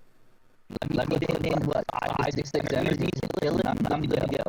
I'm taking 3, you're taking 2. It's not an even trade-off for them. For sure, so... And also, on the court, it ignores V-Guard. Very true. That is actually, I think that's something that a lot of us have been kind of forgetting when we're going into these kind of things. Because, like, V-Guard has just been such an annoyance for so many decks for so long. Just being an EX is so huge for this card because its damage is not really going to be affected by anything outside of like maybe Brave Charms or something like Gudra or something like that.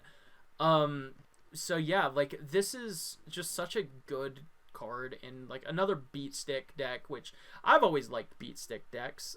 I don't know, like I will say though, in testing, like I feel like the deck is missing something, and I can't necessarily put my finger on it. You know, like what that thing is. It is that it's missing, but I think this is gonna be like a solid, probably tier 1.5 kind of deck. And the cool part is it gets a radiant Gardevoir too. Yeah, true. Because Radiant Gardevoir only decreases damage from Vs. So Yeah. So yeah, amazing damage output, amazing support. You know, has a really good ability. Yeah, like I said, this is probably I don't even think probably this is the best archetype coming out of this Also, set. people remember this is card from any of your Pokemon. Mm-hmm. Any, just like Guaranteed Star can be level in any Pokemon. Always remember that he. Yeah. Or Raichu, we're playing around my place, like Raichu from that type of Pokemon. Yeah, very cool card. I've been enjoying playing with it myself, and I look forward to some more. All right, next up we have Pikachu EX. This is a 190 HP EX again. Has a colorless attack, does 30 damage with Pika Punch, and then for Lightning colorless, it does 220 damage. Flip a coin. If tails, discard all energy attached to this Pokemon. The only good thing I could say about this card is at least it has free retreat. And it's bulk. So, yeah, this card is in every possible way outclassed by Miraidon. Miraidon has an ability that searches Pokemon. Miraidon does the same amount of damage and doesn't have to discard them 50% of the time. I guess Pikachu has a single energy attack, but just run freaking Regieleki if you want to do that. At least I can get an item back for Regieleki. Yeah, like... Not a trainer, not an item. Yeah, like, this card is trash. I don't really think that there's no ifs, ands, or buts about this, but Dallas, I don't know, what do you think? It's like, it's cute, it's Pikachu, it has a nice art. Everyone loves Pikachu. I can't tell you the last time in a competitive meta, I can't tell you the last time Pikachu was a top 8 contender. Pikachu. Pika Rom. That kind of makes sense, I guess. But yeah. Trash. Yeah. Book bin. Send it, and stop thinking about it. Next up, we got Belly Bolt EX. It has the jump press attack for 2 colorless energy.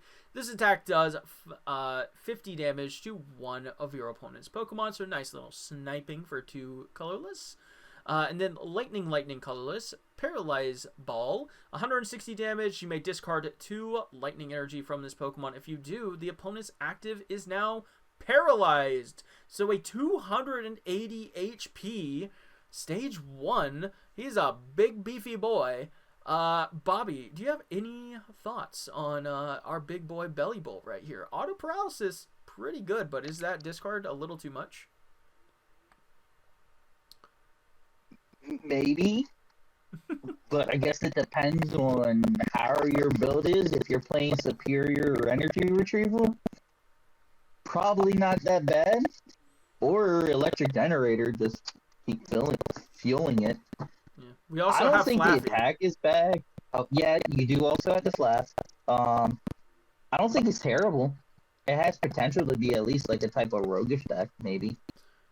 Yeah, Who knows? We'll just have to really see what people are going to innovate with these new cards. Yeah, electric typing is good. I do like that it's not a mandatory discard. So if you're swinging into, say, a Lugia, you don't have to discard because you're knocking it out anyway. A lot of decks are going to be... a lot of decks... are cutting down on switching outs and stuff like that, and the ones that do like have massive amounts are like Lost Box. You're basically killing anything anyway. So it doesn't matter. I like that it has kind of like a cute little sniping attack. 50 damage isn't a ton, but you know, it's enough to like maybe finish something off. Yeah, 280 HP is a lot. But I don't know. Like, I think that this could be a cute rogue deck. You know, pair it with some flaffies, run a lot of switching cards because you have to, you know, you'll have to swap between the belly bolts and stuff because they can only go to the bench. But yeah, could be kind of cute. I don't know. Dallas, you got any thoughts on this guy? The only thing I can say is that he does have a cute alt art. That is true. Oh, yeah. That's really all I can say for him. Yeah. Belly bolt, pretty good. Maybe some potential, but we'll see how it goes. Next up, we got Slowking EX. This is a Terrestrial Pokemon. I think we had, you know, I know Fortress was a Terrestrial. I can't remember any of the other ones were, but of course, like the most wasted potential gimmick in all of the TCG ever. But whatever. It has the attack Profound Knowledge for a single Psychic, 30 damage. The opponent's active is confused. And then for Psychic, it has a Wisdom Headbutt, 130 damage. You search your deck for any 2 cards and put them into your hand. So, yeah. So we have some really strong tutoring, but really low damage output, but at the same time, low energy cost. And I don't know. I don't know. Go ahead, Dallas. Tell us about it. So 270 HP. I don't hate it. The big concern I have is I don't like the 3 retreat cost. Of course, the weakness to dark, that's to be expected. But I really like Wise Headbutt. I mean, because it's doing decent damage output, but you're also getting to search your deck for any 2 cards. Like any 2 cards you need to set yourself up for the future. It's not bad out of stage 1. I don't know. Like 130 damage is really bad. Honestly, like you're 3-hit KOing V-Stars and stage 1s. Yeah. Like that's really bad. Outside of other damage that you can potentially put on with other things. But I don't know, man. Like it's pretty bad if you ask me. And yeah. It kind of reminds me of the Sylveon. Yeah. From what's his face? The GX. Yeah. But of course, the thing with the Sylveon, and because this also reminds me a bit of Espeon as well. It did. Yeah. Espeon had the 1 energy attack that did 30 and confuse. The problem is though, with those ones, you could do it on the first turn because you had Energy Evolution Eevee. This is turn 2. At best, you're doing 30 damage and confusing, or doing 130 damage, tutoring out 2 cards that have a high chance of getting shuffled back in with Iono. To the bottom of your deck, too. Not even back into the deck, to the bottom. I don't know. Like, if we bump up the numbers to maybe, I don't know, 150, so at least you're 2-shotting, you know, stage 1s or something. Yeah. V-Stars, maybe, but like I don't know. I think that this thing's kind of trash, honestly. It isn't a blessed evolution line though, I guess. You know, we have some good Slowbro cards and stuff like that, but I don't know. Anybody got any other thoughts on this thing? I don't have any way to redeem it. I really don't either. Oh. So, but yeah, cool card. I like Slowking. It just kind of sucks he stopped getting good cards. All right, next up we have Dedenne, I don't know, whatever. EX. Dedenne. I think it's Dedenne, right? I don't know. Yeah, it's Dedenne. Psychic, Tail Swap. Move all damage counters from one of your benched Pokemon to your opponent's active Pokemon. And then for Psychic, Wonder Shot, 170 damage, and discard an energy from this Pokemon. So, I don't think anybody's really using it for Wonder Shot. It's really all about that tail swap attack.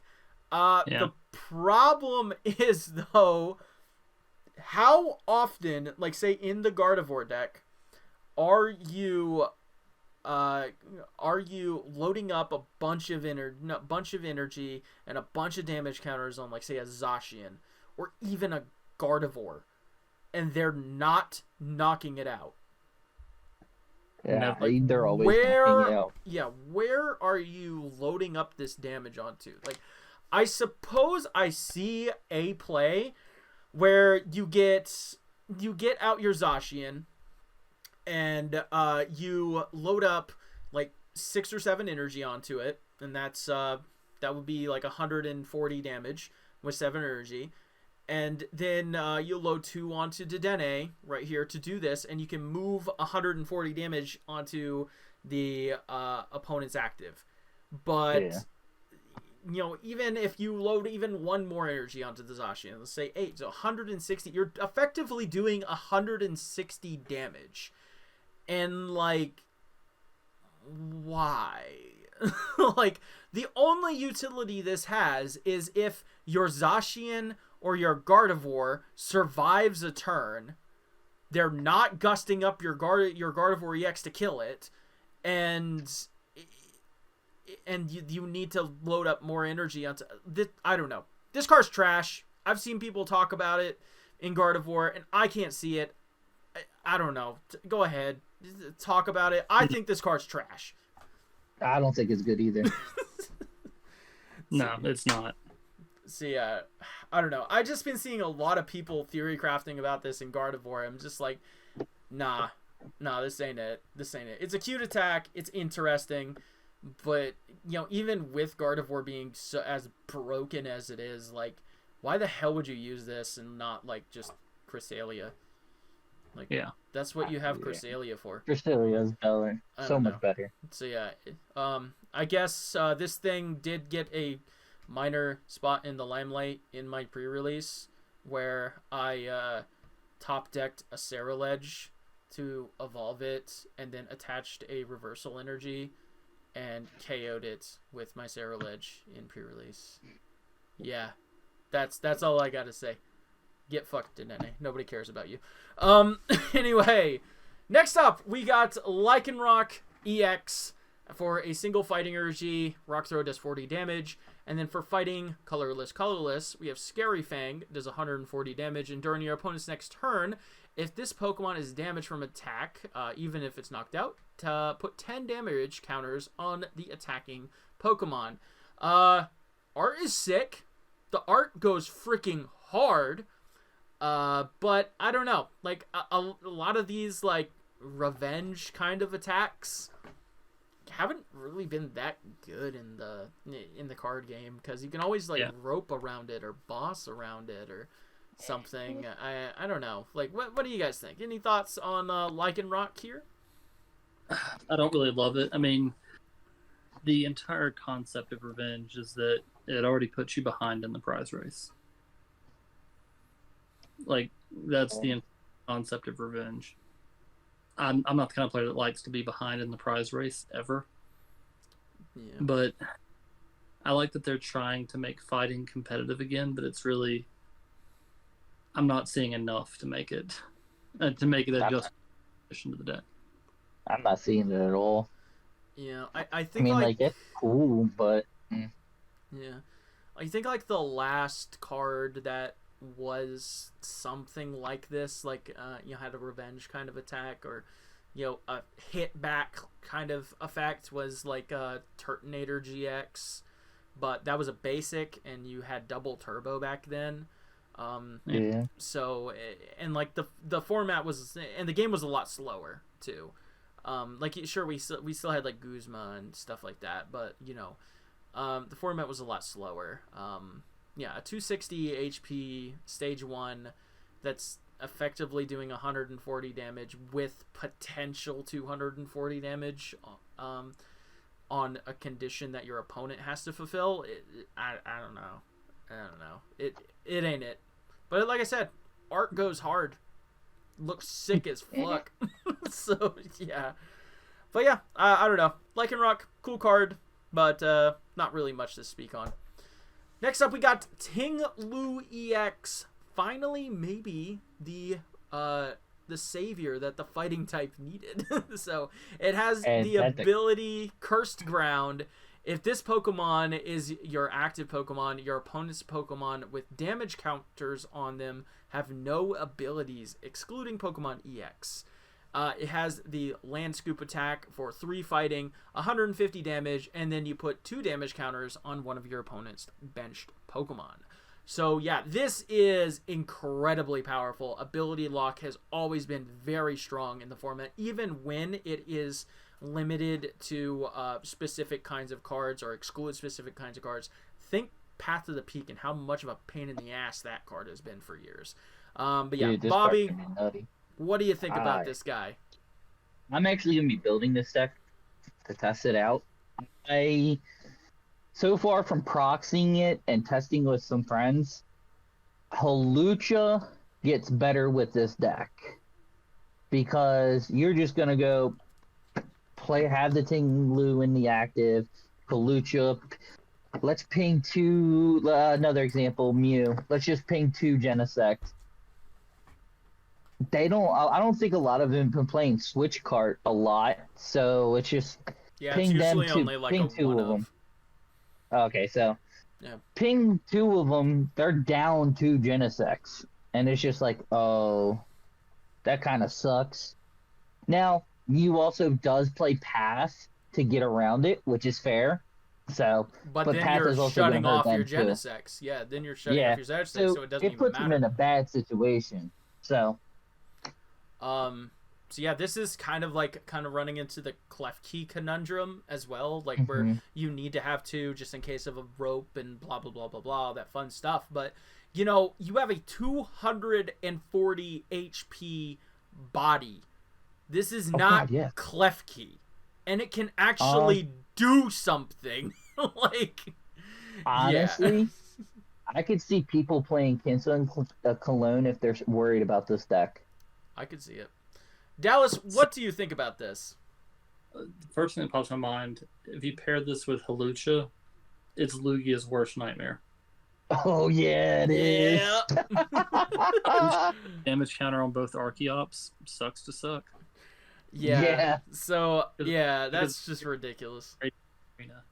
Oh, you have no way of healing that thing either. Yeah. And like you just ping the Radiant Serena. It's just like you attack and do 150, ping the Radiant Serena too, and it's just like, all right, what you gonna do, homie? So yeah. Oh, I'm sorry, Dallas.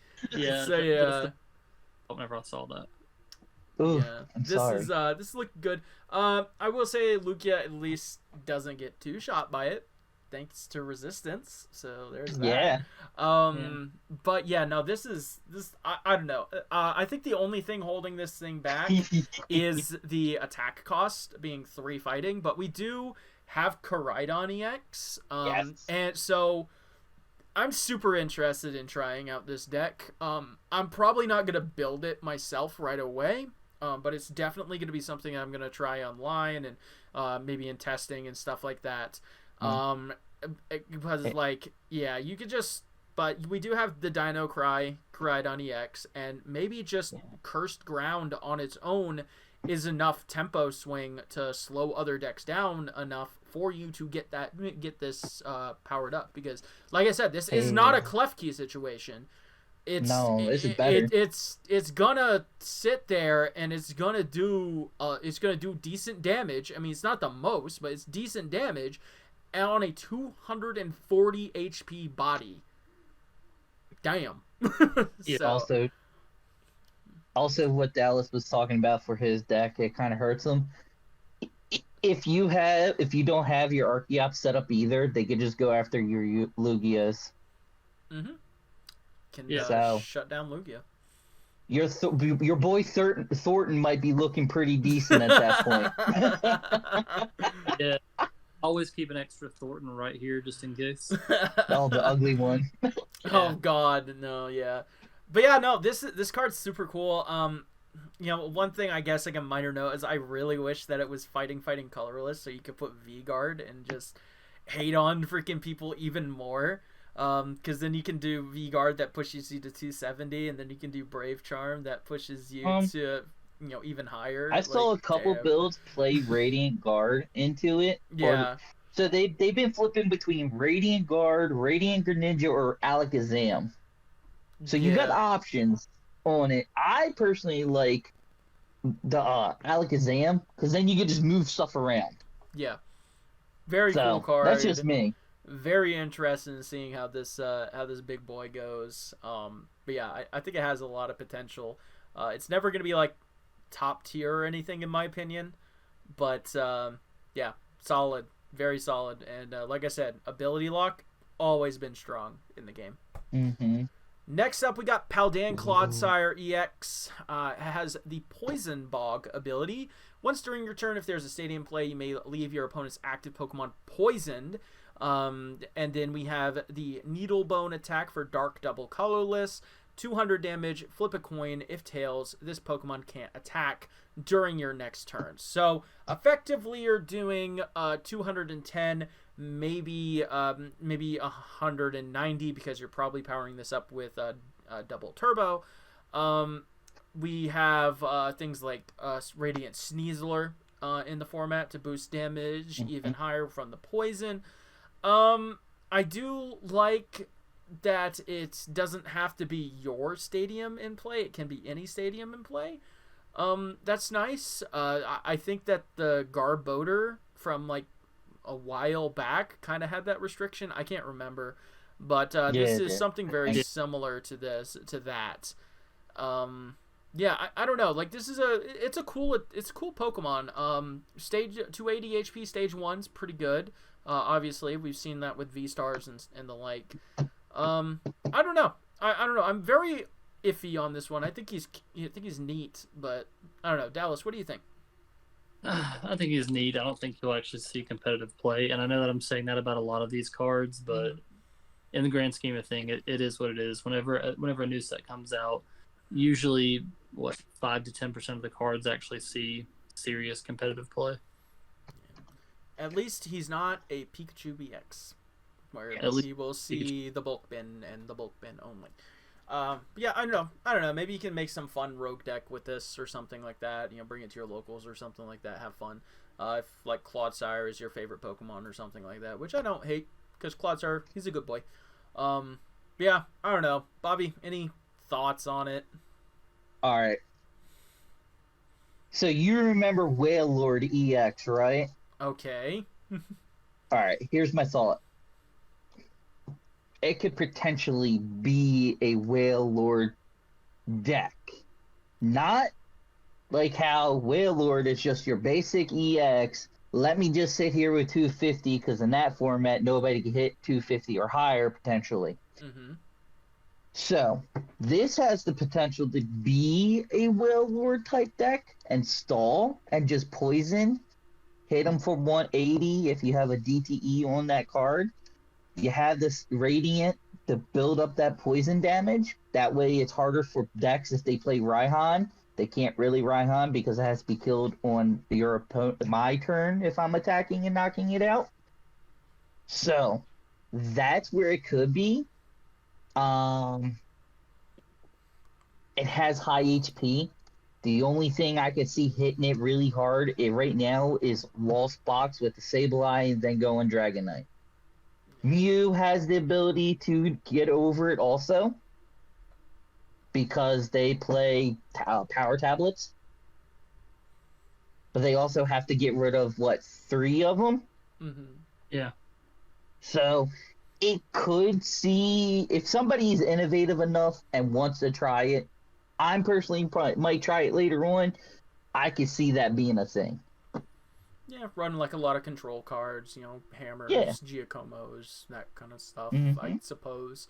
I don't know. That's so, I mean, it has potential to be a stall. So, we'll never know unless somebody tries it and doesn't. I don't know if people actually will be gutsy to try it. I probably will. I might try it. I might try to get the shit early and just try it out. So... yeah, I don't know. This card kind of type hasn't seen the most success, but who knows? Maybe it just needed to be on a big body. We'll see. All right, next up though we have Kaparaja. Talking about big bodies, this is a Stage 1 EX Pokemon with 300 HP with the Bronze Body ability that says this Pokemon takes 30 less damage from all attacks. And then it has the metal colorless Nosequake attack that does 260 damage. This attack does 30 damage to each of your benched Pokemon. So that is a lot of damage to your own benched Pokemon. But we have effectively a 330 HP Stage 1 Pokemon. That is kind of insane. And not keep in mind, it has a colorless attack cost too. So you can include like V-Guard in there as well, which is ridiculous. So, Dallas, what do you think about the big man himself, Caparaja? And the only thing I don't love is it does 30 damage to each of your benched Pokemon. It's nice that it takes 30 less, and I think 300 HP for a stage 1 is the definition of power creep. Like, Jesus Christ. Yeah. Oh, man. For sure. But Man. Like, tanky HP isn't enough to justify the shittier Dragon.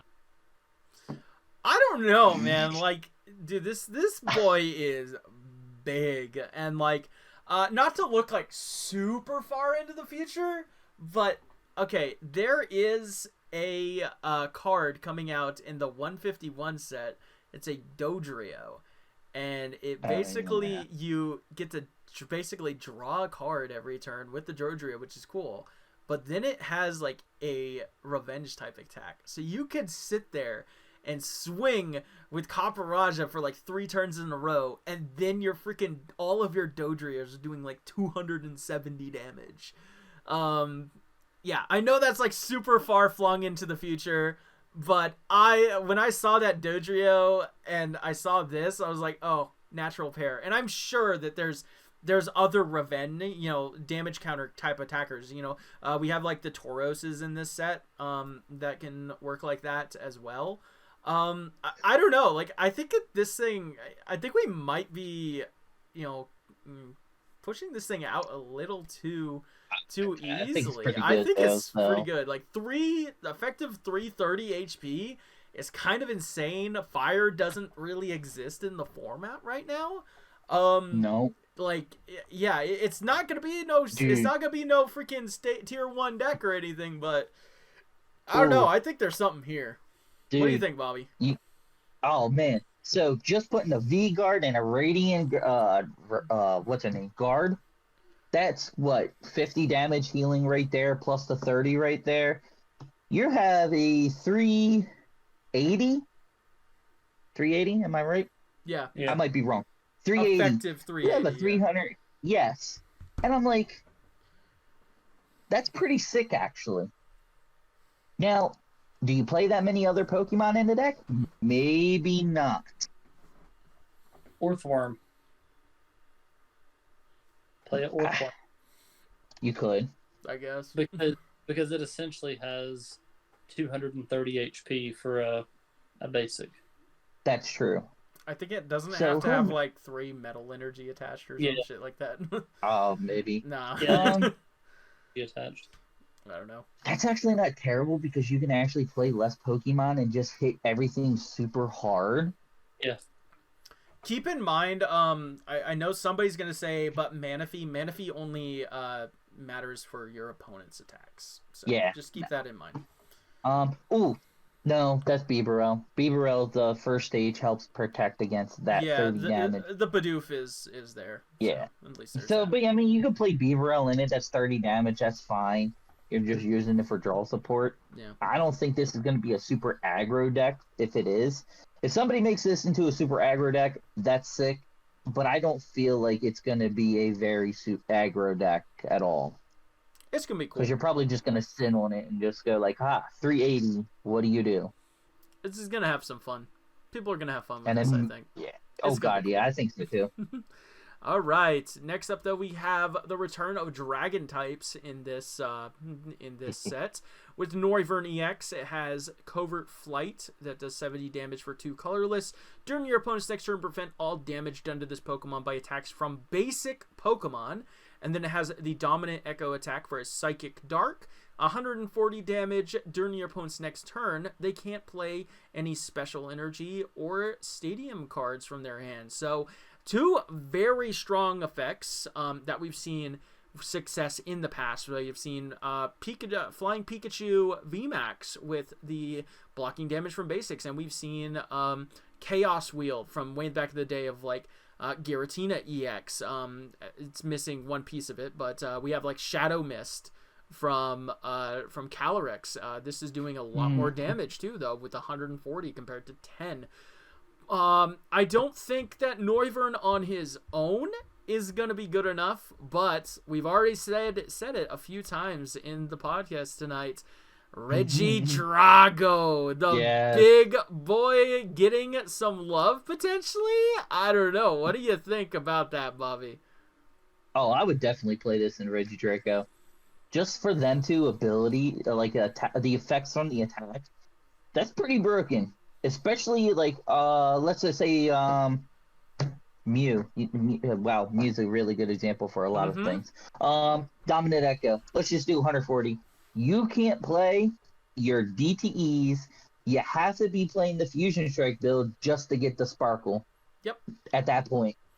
And you can't play your past. You can't play your Lost Cities. Yep, and we don't have like a Pokemon Ranger kind of effect in the format right now that can remove those kind of effects. So yeah, this is like just two very strong abilities. If the Regidrago deck can work out some of its kinks with its consistency, I think that this alone probably isn't going to be the thing that pushes it up the rung, but it already has really good tools, and this is just another one on it. But Dallas, what do you think about potentially the resurgence of Regidrago? So the only Regidrago that I know about is the basic Regi deck that walked all over. The V-Star, the one that can use. That I've never tested with it, so I'm excited to get sniped by a new Regi. So yeah, Regidrago. So I guess if since Dallas doesn't know, there is a Regidrago V-Star that allows it to copy the attacks of any dragon Pokemon in the discard. So that's pretty freaking cool. Yeah, very cool card. Not so much on its own, but for the potential that it can have. Yeah, I don't know. Maybe somebody could make a Noivern EX deck out of this, but I don't know. I think that the Psychic Dark typing type there is it throws it off a bit. Yeah. But yeah, it's kind of cool. Very cool Pokemon for us to try around it. And Noivern's just a really cool Pokemon. Next up, we got Squawkabilly EX. Again, shout out to Big Squawks for having a long name, and shout out to Dallas having this super cool art there. It has the Lively Draw ability. On your first turn of the game, you may discard your hand and draw 6 cards. You can't use more than one Lively Draw ability during your turn, and it has the Energy Flow attack for a single colorless. That's 20 damage, and attach up to 2 basic energy cards from your discard pile to one of your Pokemon.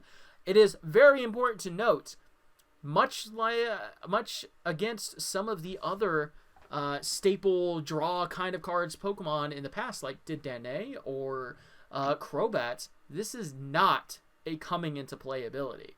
So you can use a Nest Ball to bring this out, and you can use it whenever you want, but it has to only be on your first turn of the game. Dallas, you got the Big Squawks right there. Are you excited for this card? I hate to say it, not really. Really? Okay. My biggest gripe about this card though is that on the ability Lively Draw, I feel like they really missed the mark on calling it the Squawk ability. I'm just saying. Christ. Oh, Jesus. But yeah, I'm not super excited about it. I mean, there's application, but there's no application in something I would play, and the fact that you have to hit it on your first turn of the game. I like it. I mean, wouldn't it be that? It wouldn't be that bad in like Lugia. right? I don't think it'd be god awful in Lugia, but maybe not the single. Because I mean, strike like you can version. get, because you can get out, you can get this guy out with like your nest ball or like a tails on a capturing aroma, and then that gives you extra discard synergy, so you can get your Archeopses into the dump and stuff like that on the turn one. It essentially makes it an extra professor's research. Yes, but it's a professor's research you can use on your first turn of the game going first. Yeah. But so, like, essentially, it's just like how you use your Luminion. Yeah. But it's only for your first turn. Yes. That's I mean, good. when you played Lost Box for a little bit, Dallas, your VIP is the same exact way. Mm-hmm. Exactly. So, like, VIP's great because you play 4 of them. Yeah, but you also play nest balls, and this can just sit on your bench, and you can use it whenever you feel like on that first turn. Like, you can build your hand. You can, if you're going second, you play another supporter and then play Squawk. Like, but you're seeing a lot of cards with this. There's so many ifs. Okay, if you have an Archeops. That's fair. If you have an Archeops in your hand, if you manage to get a nest ball in your opening hand, like there's you do have to have it, but like having ifs don't matter. I get most definitely, but like you have to have it. Let's just say you have it, awesome, because you can go your Squawkabilly. Yeah, and especially if you don't have it, your Archeops setup, and you have the Bayonet in your deck, still. You have that chance of getting it out quicker. I'm going to say that because I feel, to me, Bayonet, I'm probably saying the card horribly wrong because I'm horrible with names. But I feel like that's one of the key cards early game to get out quickly is that card, just to set up the Archeops fast as possible. Oh, but that's where I can see this card as being good. But also there's one big issue that we're overlooking. You have 160 HP 2 prize liability sitting on your bench. I mean, you'll have another Luminion. I mean, you have another Luminion. You just have to play the stupid Collapse Stadium and pick and choose which poison you want to get rid of. Yeah. Which I get. I don't like playing that type of stuff on my bench either. If I like the Luminion, if I can't bounce back to the deck, I don't want to play it. I don't know. So, in my opinion, this is like a worse. It's going to sound bold, but it's a worse Luminion that you can only use on your first turn, and you can only use it for playing a research, essentially. That's not a research. I don't know. Drawing cards is really, really good. I wouldn't compare it to a Luminion, though. I'd probably compare it to, like, Shaman or a Dedenne. Yeah. I don't know. Because they were good. This one's kind of meh. I agree with Dallas that it's kind of meh. I think it's not it's like balanced. Crazy impacting. It's not crazy impacting, but it can help with your bad hand. I think it is relatively high impact. Like, it is a good card, and the thing is, like, we've been spoiled by these kinds of Pokemon. Oh yeah, most definitely. Like, Dedenne was broken. Freaking Shaman was. It's ridiculous. Shaman was Shaman. Shaman was Shaman, and Crobat was insanely good. Like, we've been spoiled by these cards. So, like, this is just balanced. This is relatively balanced. Like, I don't know. I think it's a very good card. I think it's going to see play. The attack kind of makes me upset, though. Yeah, I kind of wish it maybe had like an Eldegoss V, like, float back to the deck kind of attack, maybe. Or Tapu Lele. Or like something that discarded itself or something. I don't know. Yeah. But I mean, like, it's a serviceable enough attack, 20 damage. And you can accelerate some energy, I guess. I don't know. It doesn't matter. It's not there for the attack. But yeah, I don't know. I think it has some potential in a lot of decks, especially decks that enjoy discard synergy. I think it's perfectly fine as like a one of. Yeah, I think it's a good card. I like it. You know, people play VIP Pass. Go ahead. How about I feel about what? Guardy. In Guardy? Yeah. I don't think you have the space for it in Guardy, because like I don't know. I mean, it's not the worst, because you like collapsed. Imagine discarding all those energies and then attaching 2 for free. Yeah.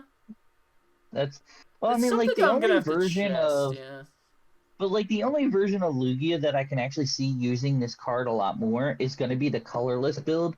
Not Yeah. really so much the single strike version, because I know when you have to discard them single strike energies, Dallas hates doing that because I see him dread it. It hurts, and It especially if you have to does. get rid of an urn, and you know there's only one left in the deck and there's one in the prize, you're digging. Yeah. Yeah. That's the only where I could see that you're only going to play it in the colorless version compared to the single strike version. I mean, but also colorless is gonna run a much higher energy count, so I don't know that I would have room for the squawk ability. Well, you can. It depends, but you also have Sharon's Care to bounce it back and get rid of it out of that spot. Yeah, maybe. If I they don't know. put damage on it, just get rid of it like Yeah, that. but if they're Or putting collapse. damage on it, they're probably fucking killing it, though. So- Yeah, we're attempting to. So But you that- never know. It's Pokemon. I don't know. Yeah, I think it has some potential in various other decks. I think it's like I said. I think we've been spoiled by these kind of cards in the past, and now we're seeing like a more balanced one. And but it's good. I'm gonna say it. I think this card is good. All right, next up we have Annihilate EX. It's kind of back here at the end because we are only getting it as a full art in the set. It has the Angry Grudge attack for a single fighting, does 20 damage, and you can put up to 12 damage counters on this Pokemon. This attack does 20 damage for each damage counter placed in this way. So effectively, you could do 240 damage for a single fighting energy, but you are doing a lot of damage to yourself, effectively bringing you down to a 200 HP Stage 2 Pokemon. It does have a secondary attack where Fighting Colorless does Seismic Toss for 150 damage. Serviceable enough damage, I suppose. But yeah, I don't know. Bobby, what do you think about this Annihilate? What's that card that used to be a thing from way back when? There was a Frostlass that did something similar to That's this. what it was. And I always thought Frostlass was pretty good.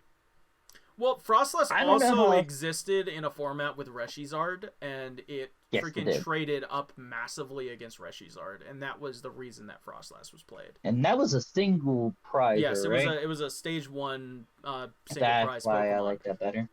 So yeah. I don't know. I don't think this card's going to be god awful. If you find the right deck for it, well, the right build for it, not deck, build for it, it has potential. But other than that, I'm not crazy about it. Because for being a stage 2, you got to set up a bit. Well, I think it is important to note we do have a Annihilate already from the Scarlet and Violet base that does 70 damage for each prize card your opponent has taken for a single fighting. Again, though, it is a stage 2. Yeah. But that's pretty good damage, and it can ramp up very fast. So very similar to like something like Moltres or something in the late game. Oh yeah. If they've taken 4 prize cards that's doing 280 damage, that's pretty good. So yeah, I don't know though. Like it being a stage 2, it having to damage itself, like it does good damage for 1 energy, but I don't know. It's gonna be too volatile in my opinion. None of the cards in its evolution line say draw cards or are consistency boosters or anything like that. What do you think though, Dallas? You got anything for this card? I think it's a liability. Anytime you have to put damage counters on your own Pokemon, I get it. Guardy's meant to do that, but Guardy's also swinging much heavier than this is. I feel like it could be decent if it finds synergy with the right deck, but as a standalone card, I'm not really impressed. Yeah. And the fact that I can see that. Yeah, and the fact that you can't like heal yourself or anything like that. Yeah. We don't really have like stadiums that heal. There is a card, I guess, coming up that can heal, but well, yeah, Champions Festival, I guess. But that's also on your turn. Like you have no way of like healing after you do the damage, you know. And like I don't know, I guess emergency jelly, but even then, like you're not. Even if you're doing this twice and putting 24 damage counters on yourself. You're not even triggering jelly unless they hit you. Yeah, And they can't even yeah. hit you that hard.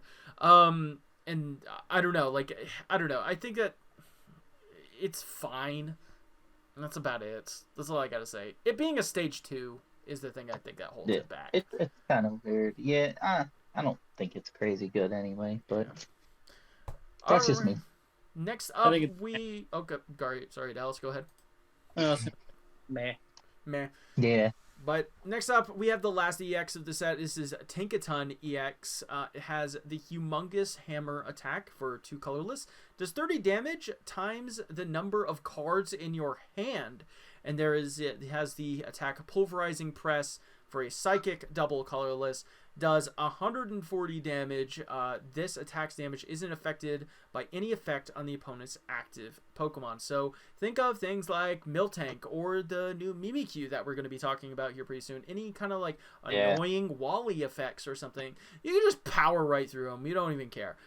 There is also something to note that there is a Tinkaton in this set that we'll be seeing a little later that draws cards as well. So you have good internal synergy in the evolution line with this attack Humongous Hammer.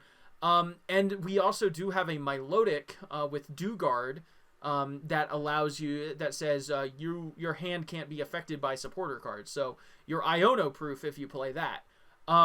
So yeah, this something like that. But it's a good card. Again, though, it's a stage 2, so that might be a little limiting. But I think that it having effectively an infinite damage cap and wanting to draw cards anyway, pretty damn good. What do you guys think, though? Yeah. That damage number scares me. Yeah.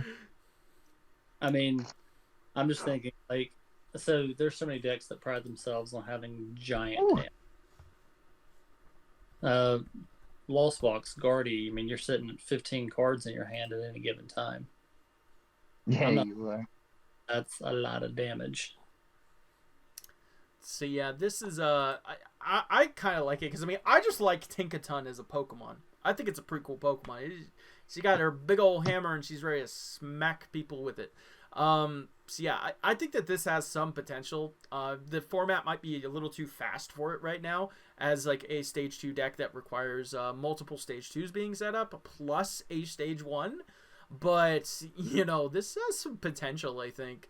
And, you know, effectively an infinite damage cap is always good.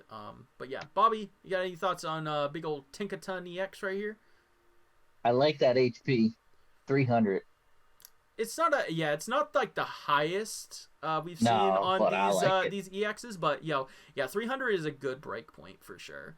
I like that. All right, so my pre-releases, 2 of them had the Tinkerton setup lineup in it. Mm-hmm. In the sealed thing, they were amazing. Mm-hmm. I wish I had the EX when I was playing it. But my luck, I never got what I needed when I wanted that stuff. But that is what it is. Other than that, even the baby one is pretty broken. For sure. For the attack. So, sure. It's very good. I think that's a very good card. So, my headphone's about to die, so I'm going to be playing without headphones. Oh, fun. All right, well, we'll try to run through this because we have finished the EXs. We're going to be going into some of the more basic, regular Pokemon. These are, going to be lower power levels and the like. But yeah, this is going to be starting off with Abomasnow, which has the ability Catastrophic Freeze. Damage can't be healed from any Pokemon, both yours and the opponent's, but damage counters can still be moved. It has the Magnum Punch, Grass colorless for 110 damage flat. Yeah, I personally don't think that this card is amazing, but we are seeing a lot of healing kind of cards popping up. We saw like Fighting Milk, Saguaro, we have Radiant Serena in like Lugia decks and the like.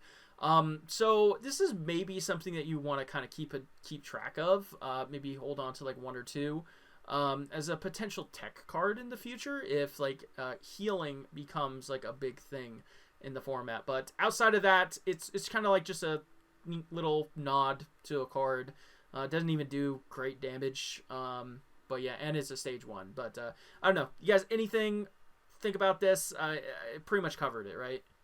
Yeah. Not much interesting with it. I mean, honestly, we can just kind of rapid fire through most of the basics. For sure. All right, next up we have Oricorio. It has the ability Passionate Dance. Once during your turn, you can heal 20 damage from your active evolution Pokemon. It has an attack that does 30 damage for 2 energy. This has obvious synergy, of course, with the Skeledirge EX. It wants to heal damage from your active evolution Pokemon. I suppose it could work in something like Gardevoir, so you can push the damage of like Arcana even farther, but Gardevoir unfortunately doesn't really seem like it has room for a card like this. I don't know. Did you guys think of any other potential uses for this card? Because it is not limited to like non-Roblox Pokemon or anything. Like it is a 20 damage to anything evolution in the active. Not really. Honestly, Firebox is really the only synergy that I can see right off the bat. But, I mean, that's it. For sure. So, yeah, Oricorio, not a terrible card. Not the best in the world, though.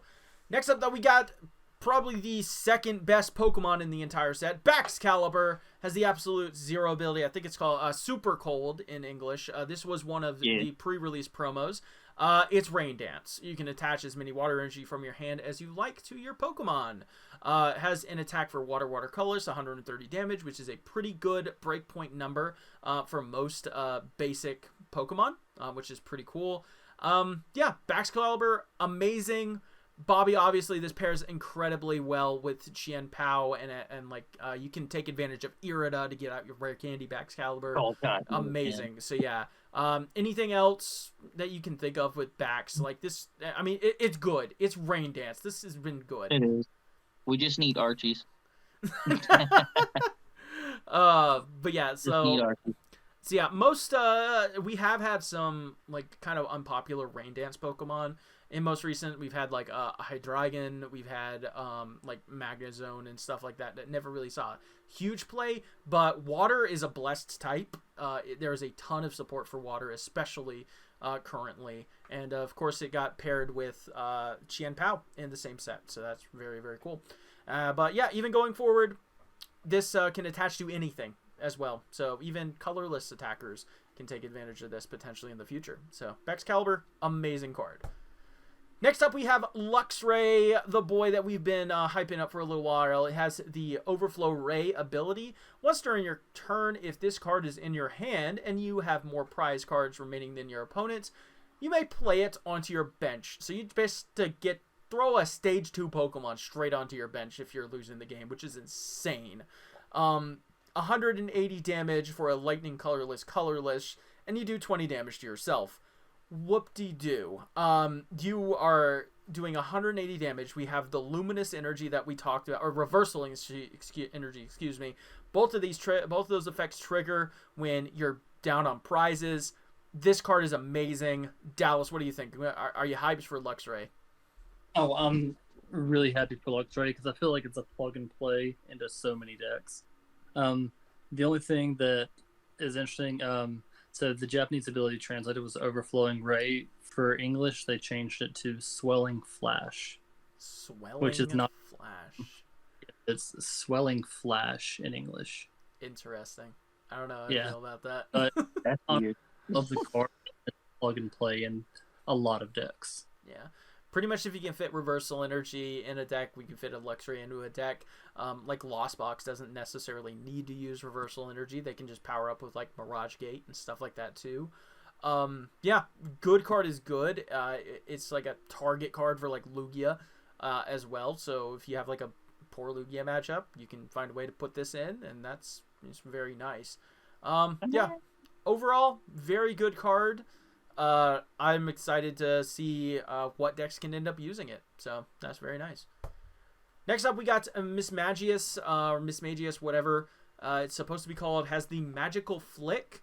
When you play this card from your hand to evolve one of your Pokemon during your turn, you may choose an energy attached to your opponent's active and move it to one of their benched Pokemon. It has an attack, Psychic Sphere, does 60 damage for 2 energy.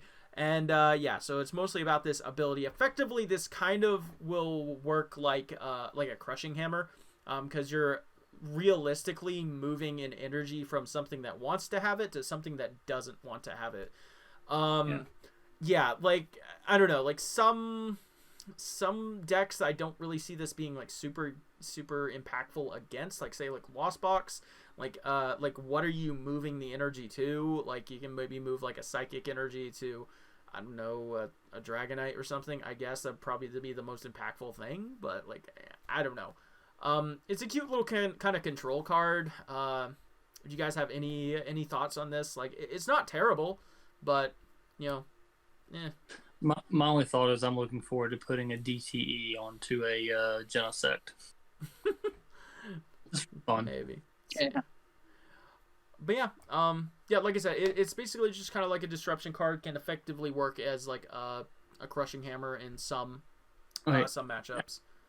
Actually, in hindsight, you could do this against Lugia. You could take a single strike energy and move it to an Archeops, which is going to delete it. That is true. Yeah. It is level ball searchable, which is nice, but we don't have like scoop up net or any way to recycle this Pokemon, so it's a little limited. But all right, next up though, we have Spiritomb.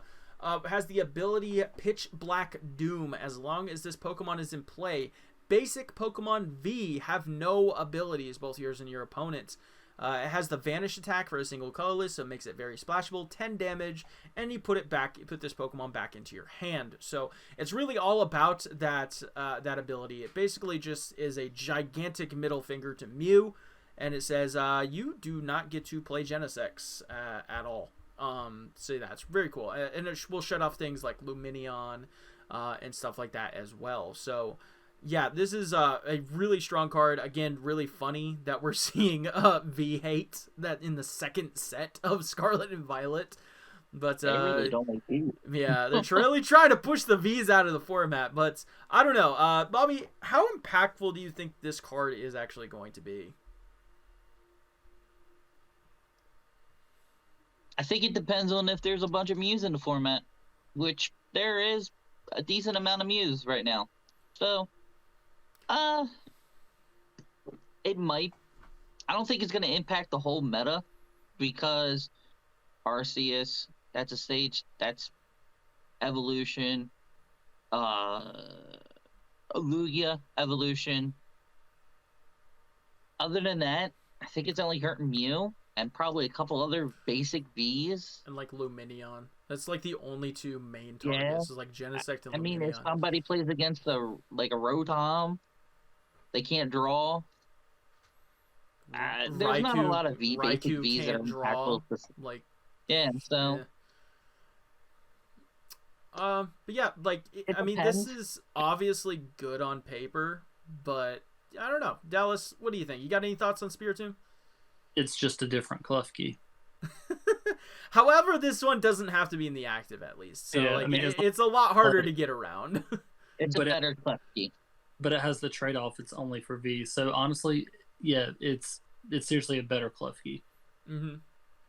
So yeah, I don't know. Like, the thing is though, like, yeah, with these really good one-card inclusions that shut off these really strong V Pokemon, they're obviously great, but you have to find the space for them in your deck, and then more importantly, you have to find the space for them on your board, which is the important thing. And yeah, sure, like, it's going to be really good against Mew, but you know, are you that worried about Mew when, you know, you have other options? I don't know. Like, it is a very good card. Don't get me wrong.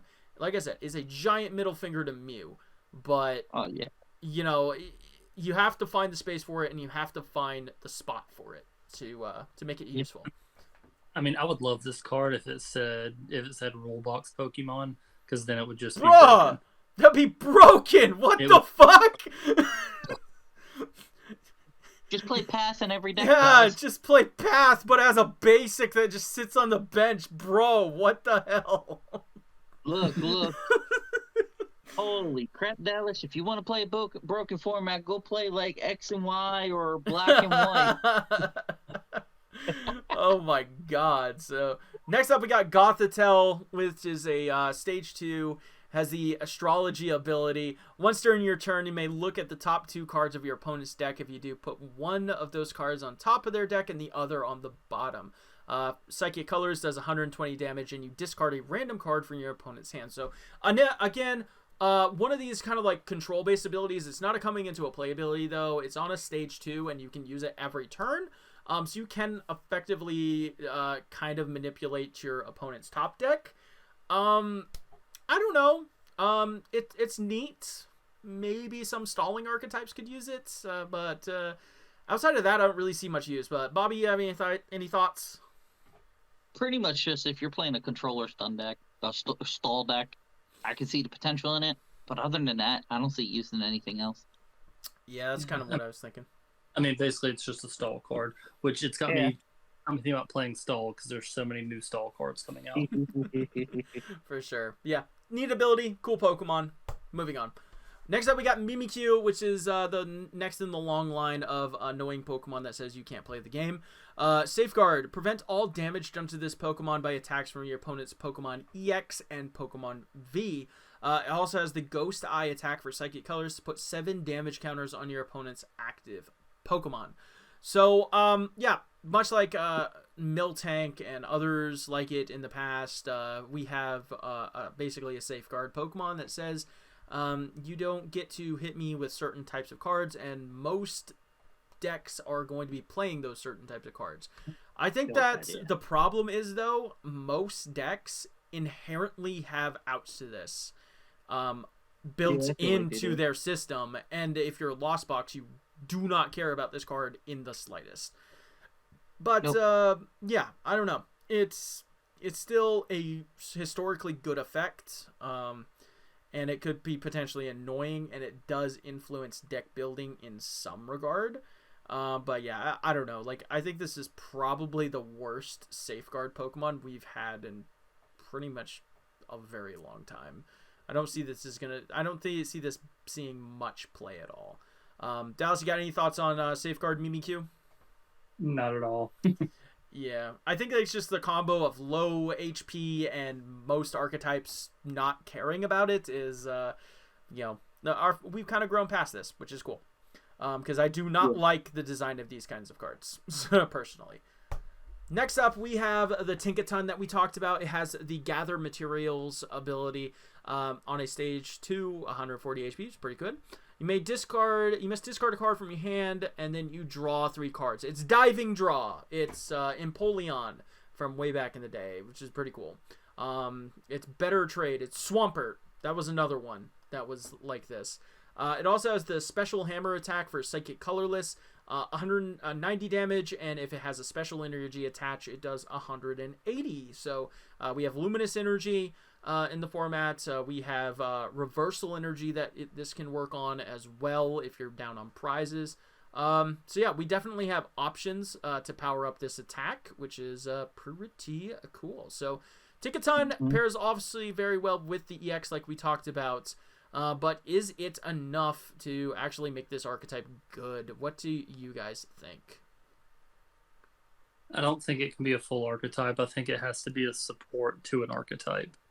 But the fact that it's a stage 2, it makes it almost too much of a liability to see competitive play, in my opinion.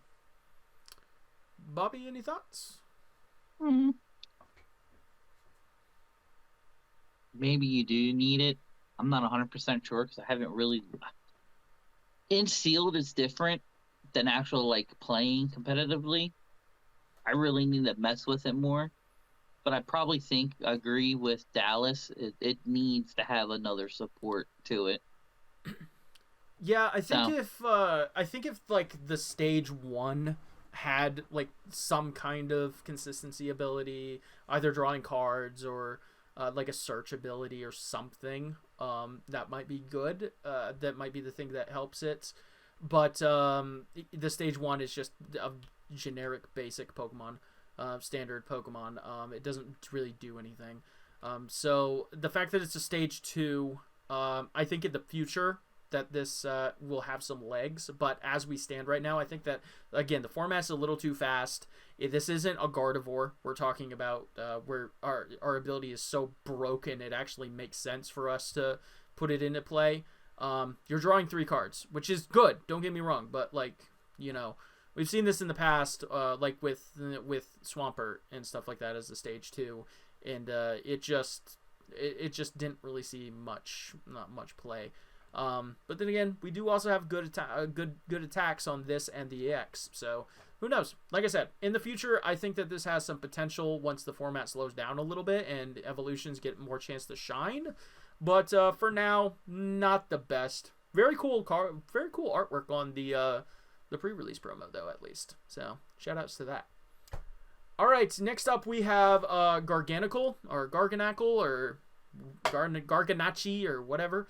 You have the ability Blessed Salt. During Pokemon Checkup, heal 20 damage from each of your Pokemon. So it's basically a Radiant Serena in between turns. So that's kind of cool. The fact that it's on a stage 2, though, with kind of an underwhelming attack with Fighting Colorless, does 130 damage, and you discard a card from the top of your opponent's deck. You know, I mean, it's good. It's very tanky. 180 HP on a stage 2 is really good, but yeah, I mean, you are healing between both turns, so effectively 40 heal, but I don't know. It being on stage 2, being only 20 damage, I don't know. It's going to be good in some archetypes, but, you know, I don't know if it's worth it to put this in play, get this guy in play. What do you guys think? Not really. Honestly, for a stage 2, it's asking too much for not enough reward. For sure. And especially when you have Radiant Serena, which, I mean, sure, this is healing double Radiant Serena, but, you know, does it really matter, you know? Right. So, yeah, Garga, unfortunate. But we have Glimora, which is a stage 1 Pokemon. To note, there is a Glimmet in this set with an Ascension attack that lets it, you know, evolve straight into this thing with a single fighting energy, which is kind of cool. It has the Crystal Break ability. When this Pokemon is knocked out, flip a coin. If heads, the opponent can't take any prize cards for it. And then it has Floral Spite for a single fighting. The opponent's active Pokemon is now poison. During checkup, put 6 damage counters on that Pokemon instead of 1. So effectively, you're doing 60 damage, 120 if they keep it in the active. And you have an ability that says you can't take prize cards, but it still gets knocked out, which is, I think, the thing that really holds this back. Like, we've seen some success with these kinds of Pokemon, but it's always just full damage negation. Like, think like the Dragapult or like Whimsicott or something like that. Like, you're still getting knocked out. You're just 50% of the time denying a prize. I don't know. What do you guys think? I'm fully in agreement with you there. I think so too. Yeah. I do like the attack. Yeah, I mean, the attack is nice, and I mean, of course, you can use the Radiant Sneasler like we were talking about earlier to boost it up even more, but I don't know. You know, a 50% chance of, you know, not, you know, just not letting them take a prize, like, they don't really care, because they're still knocking you out. You can't, like, rescue carrier this thing back in because it has too much HP. I don't know. It's nice that it has an extension attack, I guess. It's cool. So, consistency to get it in play, I guess. But, I don't know. Maybe in GLC or something, because I know somebody was hyped about it for GLC. But, it's a cool ability. But, it just, I don't know. If this was full damage negation a la Whimsicott or Dragapult, yeah, this could probably be very freaking annoying. But, yeah, just denying a prize, not really that much. All right, so next up we have Pelipper with the Wind Letter ability. It's Hearsay in English. Interesting. When you play this Pokemon from your hand to evolve one of your Pokemon, I mean, you search your deck for a supporter card and reveal it. and put it in your hand, or put a supporter card from your discard pile into your hand. So it's a Tapu Lele and a Versus Seeker in one, which is pretty cool. Two very strong attacks in the or abilities in the past, which is very cool. The attack doesn't really matter. You're really only using this for the thing, and I don't think you're powering this thing up with 3 colorless energy to do a whole 90 damage. But yeah, no. I mean, recovering supporters is really strong. The fact that this is a stage 1, though, I think is the only thing that really holds it back. But it's still a good effect, and I think that this is something to really hold on to for potential future formats. Again, when our format kind of slows down a little bit. But what do you guys think about old Pelipper here? The card is nuts. I mean, Boss's order. Boss's order. Yeah. And Ayano. That's true. You go first.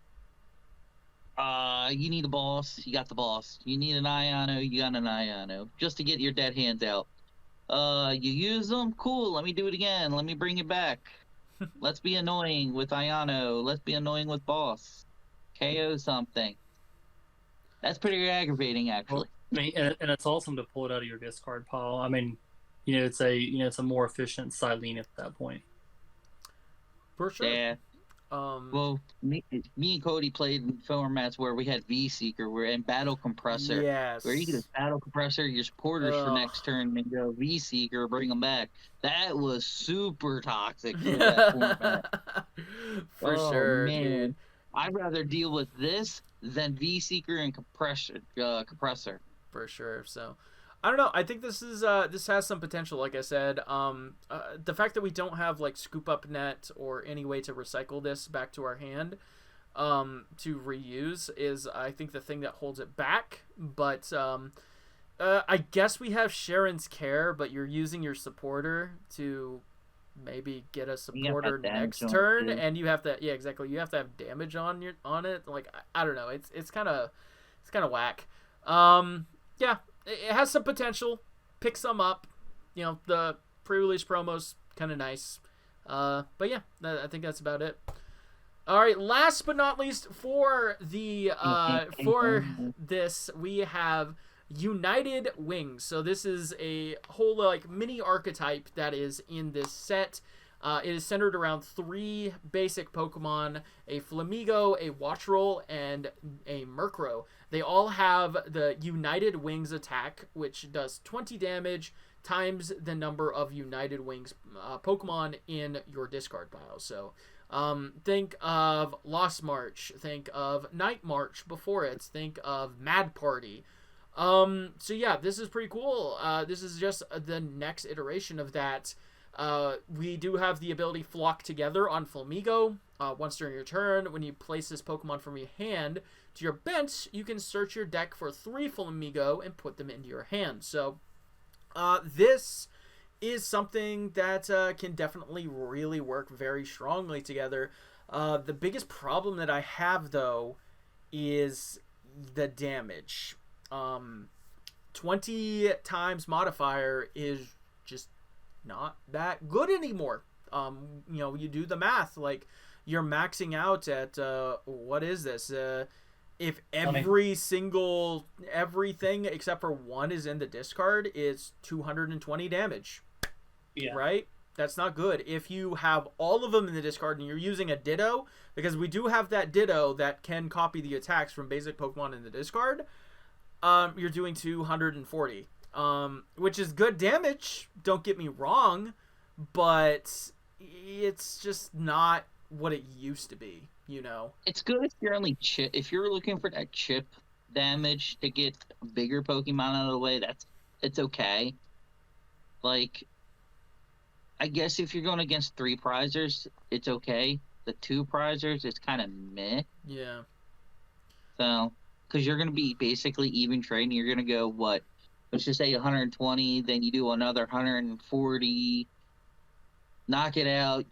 You take 2, next turn they take your second one. So that's like even. It's kind of meh. It's a cool idea, but meh. Yeah, and like we don't have like We don't have Quick Ball. We don't have like anything like Battle Compressor. So we're fully relying on trying to get these Pokemon into our hand and then discarding them with like Research, Ultra Balls, stuff like that. And like just think like how often it's hard to just get like a Mewtwo V Union into the discard. Now you have to get all of these guys into the discard. And like granted, like it is a little easier to find these guys, I guess, because you're playing them in higher counts than the V Union, but like still, like I don't know. You have to play the Kirlia engine with it. Maybe. Yeah. Just to get that draw power. Yeah, too. but like then you have your Kirlias, you're probably gonna need a Manaphy, so you're not Greninja nuked out of the game. You're gonna need probably the Dittos, so you can keep going with attackers. That's probably the best way to still, because you're discarding them. Yeah, I mean, like it's an interesting idea. I literally think if this was a 30 times modifier, this deck would be very competitive. If this was a 30 times modifier, this actually would be an incredibly competitive deck. But they're not going to do that. So yeah. But yeah, that's United Wings. It's a cool archetype. It's a fun archetype. You basically guarantee get to play this in the pre-releases 90% of the time, I swear. But yeah, so it's pretty cool. Yeah, the resurgence of this, and I'm sure that we're gonna get more United Wings Pokemon eventually. These kind of weird archetypes, they always like throw in random like 1 or 2 cards, you know, like 3 sets down the road that helps it. I don't know, but yeah, out of the box though, not loving it personally, but at least it's kind of fun. So anyway, any thoughts on United Wings before we kind of wrap this one up?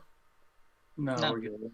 Bet. So that is our Paldea Evolved set review. I know this is by far the longest video we've ever made. So yeah, we are going to pop right on over here and try to make this last bit a little quick and easier. Wrong thing. Right thing. There we go. So we have the event locator coming up here. We have only 1 cup this upcoming weekend in Atomic Empire. I will be there.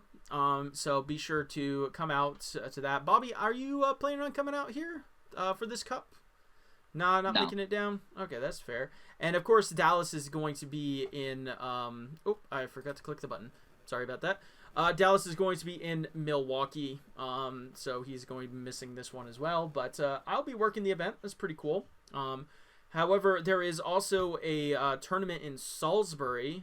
It's not for CP, but there really isn't anything else going on that Saturday. There is a league challenge also at Atomic Empire if you're planning to stay there. And I guess there's a league challenge at Scott's, I guess. I don't know. But, there isn't a ton happening. So if you want to, it's at the store in Salisbury that I'm planning on running my league at. So they got some pretty good prizing and stuff planned. First place gets like a Charizard UTC and like a box of something, and a box of Snow Blizzard, or the Japanese set, which is pretty cool, and like a graded Charizard card. So pretty decent little prizing, and then there'll be door prizes and all kinds of other stuff. So swing on by Collector's Cove in Salisbury, North Carolina, and join me as we start our adventure with Pokemon over there. So anyway, I know that we ran super long today, guys. I appreciate you hanging out with me for this long. Hopefully we don't have to go this long in the future, but I enjoyed it nonetheless. It's been a long time since I've done a set review. Yeah. So yeah. But any final thoughts on Paldea Evolved, on Milwaukee, on anything upcoming this weekend before we wrap it up? I'm really just excited for the chaos of NAICs. It's going to be fun with all the new archetypes people are going to try. It'll be Yep. fun. For sure. So this should be a good time. I'm genuinely enjoying the game right now. I really am. I think that the game is in a very, very good place right now, and Paldea Evolved makes it even better personally. And my favorite deck is getting some love. So, and Dallas even said Gardevoir will top 8 this weekend. So let's go. Maybe. Maybe. But anyway, I'm gonna laugh if it doesn't. You gotta toast some dreams up. that's okay. That's okay. Next format, we're winning them all. That's all right. Anyway, though, that is going to be it for us today. Thank you all so much for watching. Like, comment, sub. We'd love you all. Deuces.